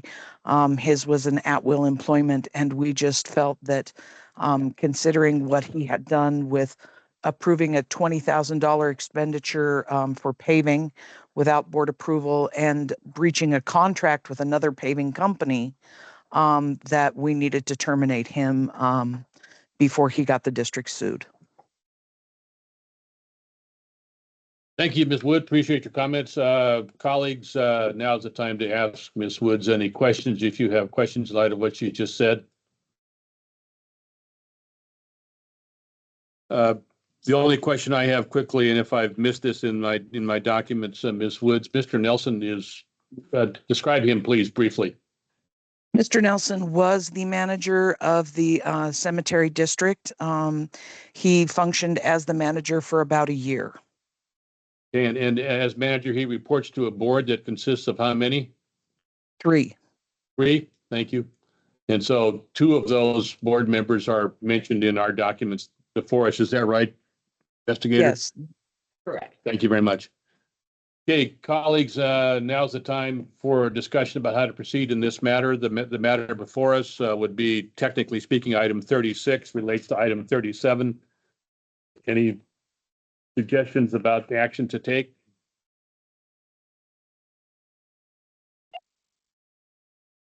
Looking for, seeing no action, the discussion's looking for a motion. Vice Chair, are you prepared? I am prepared, Chair. Thank you. I hereby move that the commission find that there is a substantial objective basis for believing that Jamie Wood may have violated ORS 192.630, ORS 192.640, and ORS 192.650, and that the commission should investigate accordingly. Thank you, colleagues. You've heard the motion before us to move forward. Any comments on the motion? Hearing and seeing none. The administrator will call the roll, please. Item 36. Commissioner McCauley, Aye. Commissioner Burke, Aye. Commissioner Thompson, Aye. Commissioner Payne, Aye. Commissioner Resendez Gutierrez, Aye. Chair Fiscum. Aye. Motion passed 6-0. Thank you. Ms. Wood, please understand that what we've done today is decide to move forward. The word in the motion is may. We have not decided a violation has been committed yet. We've only said we need more information, so we will henceforth proceed, and our staff will be in touch with you. So thank you for your appearance today. thank you. We'll move to item number 38, pardon me, 37. The same investigator's report will stand as delivered. Mr. McIntyre says correct. The Vice Chair will make a motion, please, on item 37.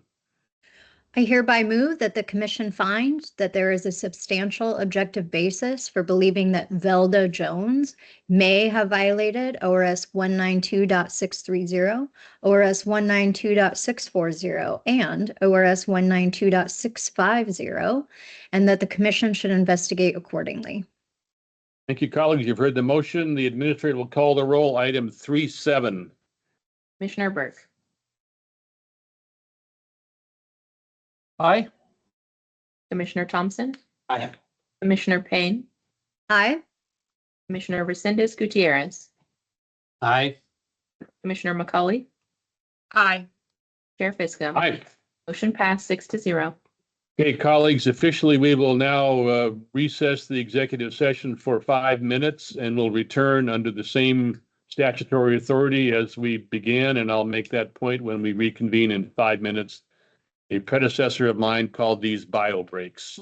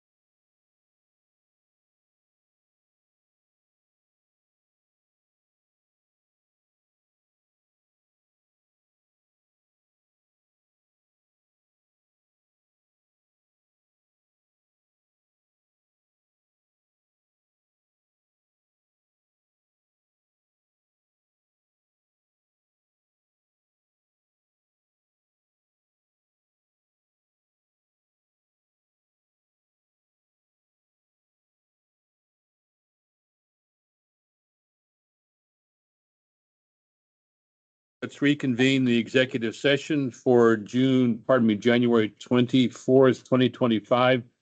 The earlier statutory authority and process that I read stands for this reconvening of this executive session. We will now move to item 38 on our agenda, which involves Gregory Smith. Mr. Smith, nor anybody for him, they are not appearing today. Our investigator is Ms. Fenster-Maker. Please make a report to us, item 38. Yes, thank you, Chair Fiscum. Commissioners, I'm Casey Fenstermaker. Item 38 on the agenda is a preliminary review report for State Representative Gregory Smith. The complaint in this matter asserted that Representative Smith, as the Executive Director for the Columbia Development Authority, or CDA, is not just an employee of the CDA, but also of the Port of Morrow. Therefore, the complaint asserts Representative Smith was required to disclose the Port of Morrow on his statements of economic interest for 2021 through 2024 as a source of income. The complaint also alleged that Representative Smith failed to include Harney County as a client of his business, Gregory Smith and Company LLC, on his statement of economic interest for 2024. With respect to the assertion that Representative Smith is an employee of the Port of Morrow and therefore should have disclosed the Port of Morrow as a source of income, the evidence reviewed during the preliminary review period did not support this allegation. Rather, as the Executive Director of the CDA, Representative Smith appears to be an employee of the CDA. Port of Morrow appears only to be a fiscal agent of the CDA. Therefore, Representative Smith's disclosure appears to be sufficient with respect to his employment as the Executive Director of the CDA. With respect to the second allegation regarding Harney County, in 2023, ORS 244.060 was amended to require the disclosure of the name, principal address, and brief description of each source of income for an SEI filer's business if the source of business income has a legislative or administrative interest in the public official or does business with the governmental agency of which the public official holds and is a source of 10% or more of the total gross annual income of the SEI filer's business. That change became effective on January 1st, 2024. That means that the 2024 SEI was the first time SEI filers were required to disclose this information. Representative Smith disclosed his business and 2 clients on his 2024 SEI report. However, he did not include Harney County. Representative Smith explained he was basing the client disclosures on household income, not the business income, since household income was a calculation for reporting prior to 2024. Representative Smith confirmed that the Harney County contract would constitute 10% or more of his business's income. Once Commission staff explained the updated reporting requirements for the 2024 SEI and that client reporting was based on business income, not household income, Representative Smith immediately amended his 2024 SEI to include the required information. The report in this matter recommends moving this matter to investigation. As it appears, Representative Smith did not disclose a client on his 2024 SEI report, as is now required. Thank you. Any questions for our investigator colleagues? Now's the time. My quick question is, if I understood your report, what's the effect of Mr. Smith's filing an amended SEI, amended information for his SEI? Is there any effect of his having taken that initiative? So I think what it means is there's very little to do if we move this forward to investigation. He admitted that he made a mistake based on what he believed was the appropriate disclosure, and he corrected that error. So in terms of the amended report, it's now out there and available for the public to review. So all the information is updated and correct, but it doesn't negate the fact that he didn't do it when it was supposed to be done. So in that time period. If I can use this terminology, and if this is inappropriate, correct me, that stands as a technical violation, which he has since, quote, fixed, unquote. Correct. That fair. Colleagues, any comments or questions for our investigator? Now's the time. Sure. Mr. Thompson, please. So a letter of education would be where we're headed at this point? Yes. I think that's to me, that makes sense. I would hold Representative Smith to a little higher standard than some of the other folks we hear from, since he assumed, without going back and looking at the original bill, I'm assuming he voted on the bill that made this change. So, yeah, I think a letter of education is appropriate here. And for the record, I would concur with that. Again, this stands in some way as another example for me. I would like to have the ability to do that now before moving forward. Since we don't, I think we move forward toward a letter of education without presuming that result, which is for our staff to review and get back to us. Colleagues, any questions, comments? Okay, you ready for a motion? Vice Chair, please. Yes, Chair, I hereby move that the commission find that there is a substantial objective basis for believing that Representative Gregory Smith may have violated ORS 244.060 subsection 9, subsection A, and that the commission should investigate accordingly. Thank you, Vice Chair. Any comments on the motion you've heard? Hearing and seeing none, the administrator will call the roll. Item 38, please. Commissioner Thompson. Aye. Commissioner Payne. Aye. Commissioner Resendez Gutierrez. Aye. Commissioner McCauley. Aye. Commissioner Burke. Aye. Chair Fiscom. Aye. Motion passed 6-0. Colleagues, we'll now move to item number 39. The gentleman involved in this matter is intending to appear, Mr. Ashwak Omar. Miss Ashwalk. Pardon me, say that again. Miss I Ashwalk. apologize. Thank you. And she is planning to appear as best you can tell, right? Okay. We've attempted to. Have you contacted her? Okay, and so we have not heard back. That's correct. That was some minutes ago when you made that contact? Yes. Okay, well, I think we need to proceed ahead with item number 39. Colleagues, are you comfortable with that? Okay, let's hear a report from our investigator. Investigator McIntyre, please, item 39. Yes, thank you, Chair Fiscom and Commission. Andrew McIntyre for the record. Agenda item number 39 is a preliminary review report for Ashwalk Omar, who is a operations and policy analyst for the Oregon Health Authority. The allegations in this case is that Ashwalk Omar used her official position to financially benefit a relative or a household member, and that was related to a grant for a Sawhall relief organization, and that she failed to disclose a conflict of interest. The complaint indicates that part of Ms. Omar's duties include coordination of a grant program, which is funded by state's general funds and she serves as a contract manager for grants to community-based organizations. The information currently available is that OHA released the request for a grant application on September 10th of 2024. This Sawhall Relief Organization applied for that grant, and Ashwalk Omar was involved in the review and recommendation to approve their application for $168,315. The focus in this case is that it is alleged that Ms. Omar has a conflict of interest with Sawhall Relief Organization and failed to disclose that conflict. And that's based on the fact that the application that Sawhall Relief Organization provided on their grant application was from an individual named Shema Omar.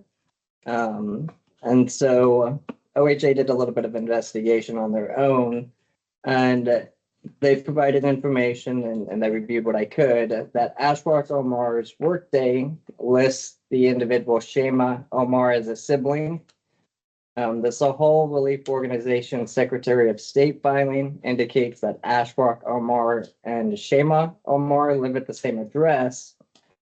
However, the response that I received from the respondent is that Shema Omar lives in a separate home and is not actually her sibling, but is rather a close family friend who was raised by her sister.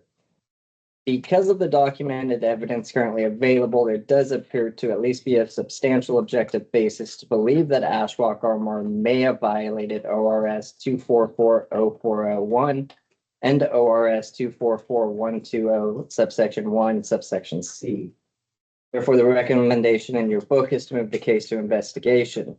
If the case does move to investigation, commission staff will seek to confirm the relationship between Ashwak Omar and Shema Omar. And if Shema Omar does qualify as a relative or a member of the household for our government laws purpose, Oregon government ethics law purposes. Further, depending on the answers to that question, commission staff may investigate if Ashwak Omar was faced with other similar conflicts of interest since she began at OHA in 2020 with respect to Shema Omar, Sahal Relief Organization, or any other associated business of either Shema Omar or Ashwak Omar. Thank you. Investigator, any questions for our investigator before we proceed? I have a question and a comment maybe in a moment, but I'll yield to colleagues. Any questions for Investigator McIntyre? Investigator, do you have any immediate assessments, and if you don't, that's okay, of what, for purposes of this comment, I will label as cultural issues that may be associated here, such as the use of someone's mailing address? It's not something I would know about in my part of America. No, it's just that. And on page 6 of the report in this matter, page 321 of our document, there's information relative to how all this could have occurred. Do you have any earlier comments on that, or does your record stand as enough for now? So I can't necessarily comment on how other cultures may or may not perceive somebody as a sibling or something along those lines. Right. Yeah, I just, this is something I feel like I need to dig into just because of the contradictory information that was provided. And it really hinges on kind of that relationship and if it meets our definitions. Fair point. Thank you for the answer. Any questions, further questions or comments, colleagues?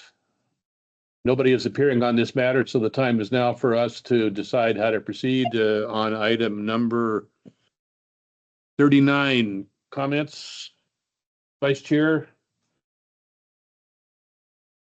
Yeah, I guess I just have a further question as to what you would do to investigate the family relationship, considering the conflicting information. What would you do to investigate whether I'm forgetting, Shema was actually a sibling versus raised by a sibling? Like what further steps would you do to sort of cull out the family relationship and determine whether Shema actually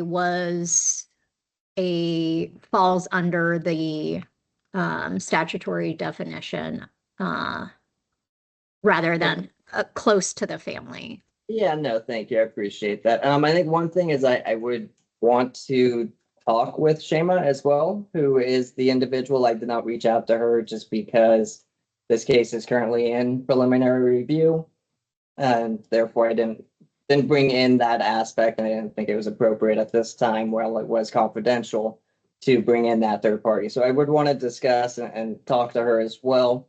And then also, because the information that Ashwak Omar provided on her workday is different than what she is providing now, give her the opportunity to provide some sort of evidence or documentation or something that can substantiate what she is stating now.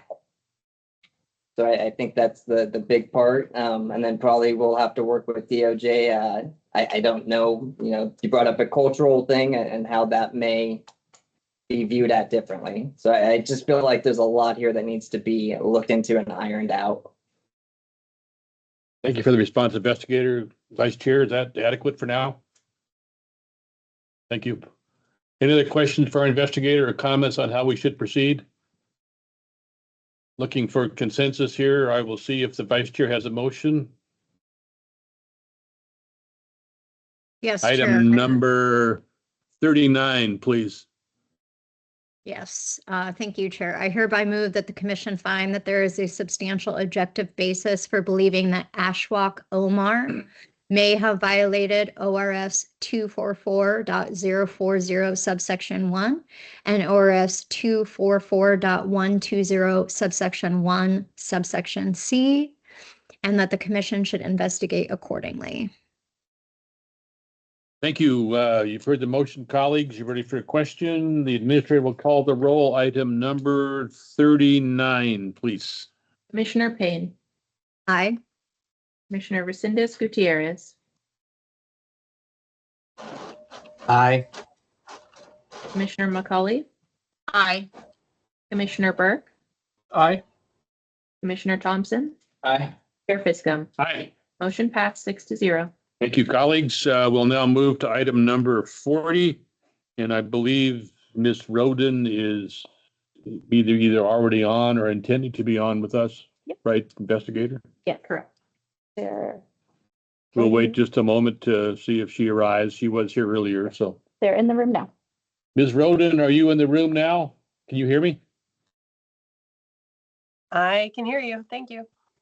Thank you. We can hear you as well. My name is Dave Fiscum. I'm the chair of the commission. We're going to move to your matter now. We have a 5-part process for doing so.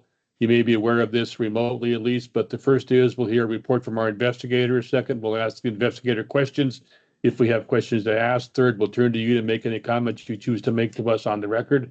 Fourth, we may have some questions for you. And fifth, the commission will decide how to proceed on the matter involving you. So thank you for being here and for your I know you've been around for a while, so thank you for your patience as waiting in the virtual lobby. That said, we will move to our investigator's report. Investigator Fenstermaker, please. Thank you, Chair Fiscum. Commissioners, I'm Casey Fenstermaker. Agenda item number 40 is a preliminary review report for Don Roden, a city councilor for the city of Independence. The complaint in this matter alleged that Councilor Roden failed to report rental income, Veterans Affairs disability income, child support on her SEIs dating back to 2020. Given the commission's jurisdiction, commission staff only reviewed and considered the statements of economic interest reports from 2021 to 2024. A review of the SEI reports in question indicated that Councilor Roden had disclosed the existence of the rental property. Upon review, the income generated from the rental property does not appear to constitute 10% or more of her annual household income and was therefore not required to be reported on any of those statement of economic interest reports. A review of the SEI reports showed that Councilor Roden did not disclose her VA disability payments or the child support payments she receives. Upon review, each of those sources of income appear to constitute 10% or more of her annual household income, and she was therefore required to report those on each of her SEI reports from 2021 to 2024. In speaking with Councilor Roden, she explained that because she is not required to report her VA disability income or her child support on her personal income taxes, she did not realize that she was required to disclose those sources of income on her SEI. Upon being made aware of the apparent need to disclose those sources of income, she immediately amended each of the SEI reports to include the required information.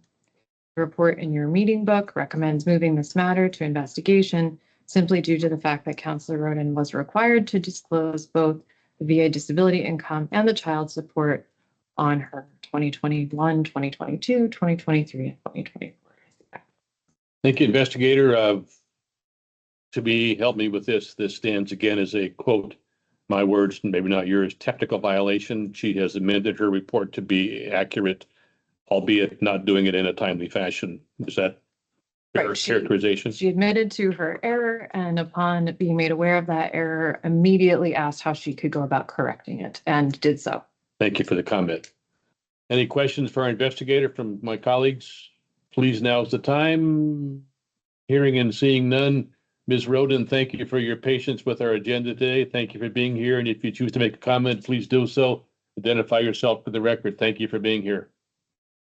Yes, my name is Dawn Roden, and I just want to apologize because I really didn't think this was earned income that I had to disclose, and I wasn't withholding this information to conceal my child support or my disability from the U.S. Navy. I did it because I didn't realize it needed to be reported, and as soon as I learned, I wanted to correct it immediately. Thank you for your candor, Ms. Roden. We appreciate you being here today with us to make that statement. Colleagues, this is the time for us to move toward a decision on how we intend to proceed today. If you have any questions for Ms. Roden first, that would be fine. Otherwise, Vice Chair, please. I have a question just for my own understanding, and maybe this would be helpful to other commissioners or public officials that are subject to SAI reporting. Earned income to me seems like it has a meaning that would not include child support or disability benefits. Earned income. And so I'm looking at the report and I'm trying to, is there a statutory definition, some guidance that public officials can turn to that specifically defines earned income, so that public officials can better understand what earned income means and what needs to be reported that would help public officials in the future in educating them as to including all sources of income, including things like disability benefits and child support, because I just want to, have an educational moment here. Thank you. Investigator Finstermaker, any comments? Yeah, I think probably one of the more helpful resources is our website itself, where we specifically list disability benefits as one of the types of income that need to be disclosed. It's in a drop-down menu that corresponds specifically to the question being asked. And so that's one of the resources we would point SEI filers to when looking for specific examples of what might need to be disclosed. Legal counsel, is there any definition of earned income in the law that you're aware of? I heard you shaking your head, probably not, but please, Director. Use the term earned income. Okay. What the law requires is the name, principal address, and brief description of the sources of income received during the preceding calendar year that produce 10% or more of the total household income. Okay. So the earned income, I understand that child support wouldn't normally be considered earned income, as nor would disability. So it's simply a misunderstanding. Credit Ms. Roden that perfectly willing to correct it and get educated on it. Vice Chair, is that adequate? Thank you. I mean, I'm sorry. Trying not to speak over anyone here. So maybe we need some. I'm glad to hear there's some guidance on the website. But I just want to make sure that there's a clear.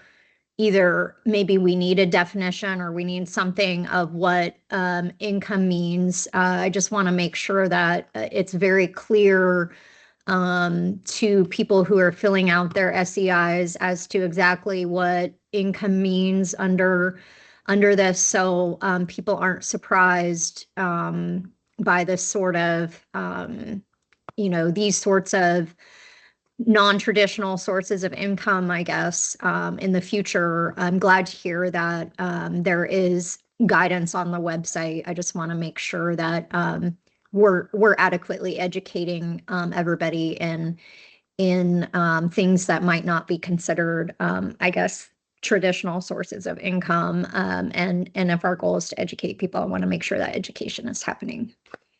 Thank you, Vice Chair. Ms. Roden, you had a comment, please? I was just going to say that in the past, whenever I filled out this report, I've gone to a link that goes directly to the report. And the investigator sent me a document that I didn't realize was on a separate page that actually gives me clear guidance on how I should fill out the report. So if I would have had known that guidance existed instead of going directly to fill out the report based on what was on there, I wouldn't have made this mistake, and I would have been much more clear with it. And I appreciate the education I've gotten through this process. May I speak? Thank you for that. Who wants to speak first? Ms. Mason, you're first. So on the form itself, we have helpfully provided help modals. There's a little question mark by every single question. And the income one, there is a question where under said sources of income. If you click on it, it says more information. It says your business would be a source, not the individual clients of your thing. And then it decides, wait, that's the income. Yeah, it says income means any income of any nature derived from any source, included but not limited to any salary, wage, advance, payment, dividend, interest, rent, honorarium, return of capital, forgiveness of indebtedness, retirement income, real estate, transactions, inheritance income, or anything of economic value received as income, including income from government sources, i.e. Social Security, your public salary, etc. So we do define it in the help modal. Thank you. Please. And I just was going to follow up on what Ms. Roden mentioned. So we do provide an updated guide for SCI filers every year. And it is on our website. We also send out emails letting people know that the guide is available. All SCI filers get a link to the guide, as well as all of the trainings where we reiterate that it is all sources of income and we give examples. So in addition, so it is in a lot of different ways, and we do our best to communicate it out. Thank you, Vice Chair. Thank you so much. And I'm glad that we could just, put that on the record here. I certainly in no way was insinuating that the education from this staff was less than. I just think it's good to sometimes go back to and refer to all the education that is available. And sometimes I think, as a commissioner myself, I'm not even always aware of just what an awesome job you all are doing in educating everyone. So thank you for just making that those sources available and just putting on the record exactly all that you are doing to educate people, the filers and the public officials that are filing SCIs, which includes ourselves. So thank you. I'm glad to know those resources are available. As I go to file my SCI before April of this year, I will know that those resources are available. And thank you so much for letting us know. Good comments, Vice Chair, and thank you, staff, for those points of emphasis. We'll now move to action on item number 40, and I will turn to the Vice Chair again. Please proceed. Item 40. Yes, thank you. Item 40. I hereby move that the commission find that there is a substantial objective basis for believing that Don Roden may have violated ORS 244.060 subsection 3 and that the commission should investigate accordingly. Thank you, Vice Chair. Any comments on the motion? Hearing and seeing none, the administrator will call the roll. Item 40. Commissioner Resendez Gutierrez. Aye. Commissioner McCauley. Aye. Commissioner Burke. Aye. Commissioner Thompson. Aye. Commissioner Payne. Aye. Chair Fiscum. Aye. Motion passed 6-0. Ms. Roden, thank you for being here today. I would submit to you that the likely result of this process going forward is what we call a letter of education for you. Thank you for the precision and candor of your remarks today. We appreciate the fact that you have corrected the record, and thank you for your patience with our schedule today. Good luck to you and have a good weekend. Thank you. Okay, colleagues, we'll now move to item number 41 involving Ms. Wanda Conlon, who is going to appear by Teams today. Is she here yet? Yep, they're in the room now. Ms. Conlon, are you in our room now to hear my voice? Yes, I can hear you. Please speak up. We can't quite hear you very well. Try again. Okay, I'm here. Can you hear me now? No. Okay, hold on. I don't know why it's not working. There may be a volume on your machine or something, so try again, please. Can you hear me now? It's better. It's a little, still not quite enough. I have colleagues shaking their heads no, so if you can turn that up a bit, that'd be great. Try again. It's all the way up. Hold on.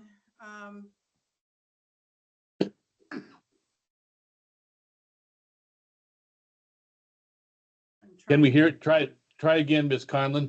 Yep, I'm trying. I keep working on it. It's not. That's letting better. me- Oh, okay. We I have just- heads nodding, so. Again, Ms. Conlon, thank you for being here today. My name is Dave Fiscum. I'm the chair of the commission. Our approach today will consist of 5 parts in considering your matter. First, we'll hear a report from our investigator. Second, we'll have questions for him. If we have questions, we'll ask him. Thirdly, we'll turn to you to make any comment you choose to make to us. Fourthly, we may have questions for you. And fifth, we'll move toward a decision on your matter. Thank you for your patience with our agenda today. And that said, we'll turn to Investigator Pacheco, please. Thank you, Chair Fiscum and Commissioners. This is Investigator Daniel Pacheco for the record. Agenda item 41 in your meeting book is a preliminary review report for Wanda Conlon, former Finance Director for the Clackamas County Fair and Event Center, or CCFEC. The complaint alleges that Ms. Conlon attempted to use her position to financially benefit her taxing business by stealing CCFC's QuickBooks license upon her departure from the agency. Per ORS 244.040 sub 1, a public official may not use or attempt to use their position to financially obtain a financial gain or avoid a financial detriment for themselves or a business that they are associated with, if that opportunity would not otherwise be available but for their official position. In this case, Ms. Conlon and CCFEC provided various financial documents supporting that they were paying for their own separate QuickBooks subscriptions. Furthermore, commission staff did not find other information suggesting that Ms. Conlon stole CCFEC's QuickBooks license. While CCFC and Ms. Conlon did commingle their QuickBooks accounts and failed to carry out the ministerial acts of separating the accounts, it does not appear that Ms. Conlon used her position to financially benefit her business. Based on the information available in this preliminary review, there does not appear to be a substantial objective basis to believe that Wanda Conlon violated ORS 244.040 sub 1. The recommendation in your books is to dismiss. Thank you. Thank you, investigator. Any questions for our investigator? Anybody? Ms. Conlon, this is your chance to make any comments you choose to make to us as we consider this issue. Please proceed if you have comments to make. The only comment I have is that I reiterate that I did not steal anything, and the investigator has done his full duty in investigating that issue. Thank you for being here today, colleagues. The time is now for a decision to be made on item number 41. Mr. Thompson, you have your hand up? No. Oh, you did, but I won't recognize it then. No. Colleagues, any comments on this matter before us? Hearing and seeing none, Vice Chair, please. Item number 41. Thank you, Chair. I move that the commission find that the complaint and information available during preliminary review appears to be insufficient to constitute a substantial objective basis for believing that Wanda Conlon has violated ORS 244.0101 and does not warrant further review, and that this complaint be dismissed. Colleagues, you've heard the motion. You ready for the question? The administrator will call the roll. Item 41, please. Commissioner McCauley, Aye. Commissioner Burke, Aye. Commissioner Thompson, Aye. Commissioner Payne, Aye. Commissioner Resendez Gutierrez, Aye. Chair Fiscum. Aye. Motion passed 6-0. Ms. Conlon, thank you. The matter before us involving you has been dismissed. Thank you for your patience with our agenda today, and I hope you have a good weekend from here on. All right. Thank you so much for everything. Thank you. Bye. Thank you. Okay, colleagues, we'll now move to a collection of items 42 through 48. None of these individuals is planning to appear on our schedule today unless the investigator Fenstermaker changes my mind. I will not attempt to. Thank you very much. Okay, we will hear a report from our investigator, Ms. Fenstermaker, for all of these matters together and then decide on them individually. Please proceed. Thank you, Chair Fiscum. Commissioners, Casey Fenstermaker again for the record. Agenda items 42 through 48 are preliminary review reports for the city councilors for the city of Newburgh. The complaint in this case alleged that at a city council meeting on August 5th, 2024, the city council had a discussion regarding the sale of real property known as the Butler property, without including notice of that discussion on the August 5th, 2024 meeting agenda. Commission staff confirmed that the discussion regarding the real property occurred and that there was no reference to the matter on the agenda issued by the city of Newburgh for the meeting in question. However, public meetings law specifically allows a governing body to consider additional subjects that are not listed on the meeting agenda. Therefore, there appears to be no violation of public meetings law, as the city of Newburgh was within its right to add or remove items from the meeting agenda up to and even during the meeting. As there is no substantial objective basis to believe a violation of public meeting occurred, the report in your meeting books recommends that it's not. Thank you, investigator. Any questions for our investigator? Hearing and seeing none, the time is now for action on these matters before us. We'll take them one by one. Item 42, Vice Chair. I move that the commission find that the complaint and information available during preliminary review appears to be insufficient to constitute a substantial objective basis for believing that Glenn Cloyd has violated ORS 192.640 subsection 1 or warrant further review, and that this complaint be dismissed. You colleagues, you've heard the motion. The administrator will call the roll, please. Item 42. Commissioner McCully, Aye. Aye, excuse me. Commissioner Burke, Aye. Commissioner Thompson, Aye. Commissioner Payne, Aye. Chair Fiscom. Aye. Motion passed 5-0 with 1 abstention. Thank you. Item 43, I'll assume the investigator's report stands as delivered. Investigator Fenstermaker says we're correct. Vice Chair, item 42. I move the commission find that the complaint and information available during preliminary review appears to be insufficient to constitute a substantial objective basis for believing that Bill Rosacker has violated ORS 192.6401 or warrant further review, and that this complaint be dismissed. Thank you. The administrator will call the roll. Item 43, please. Commissioner Burke, Aye.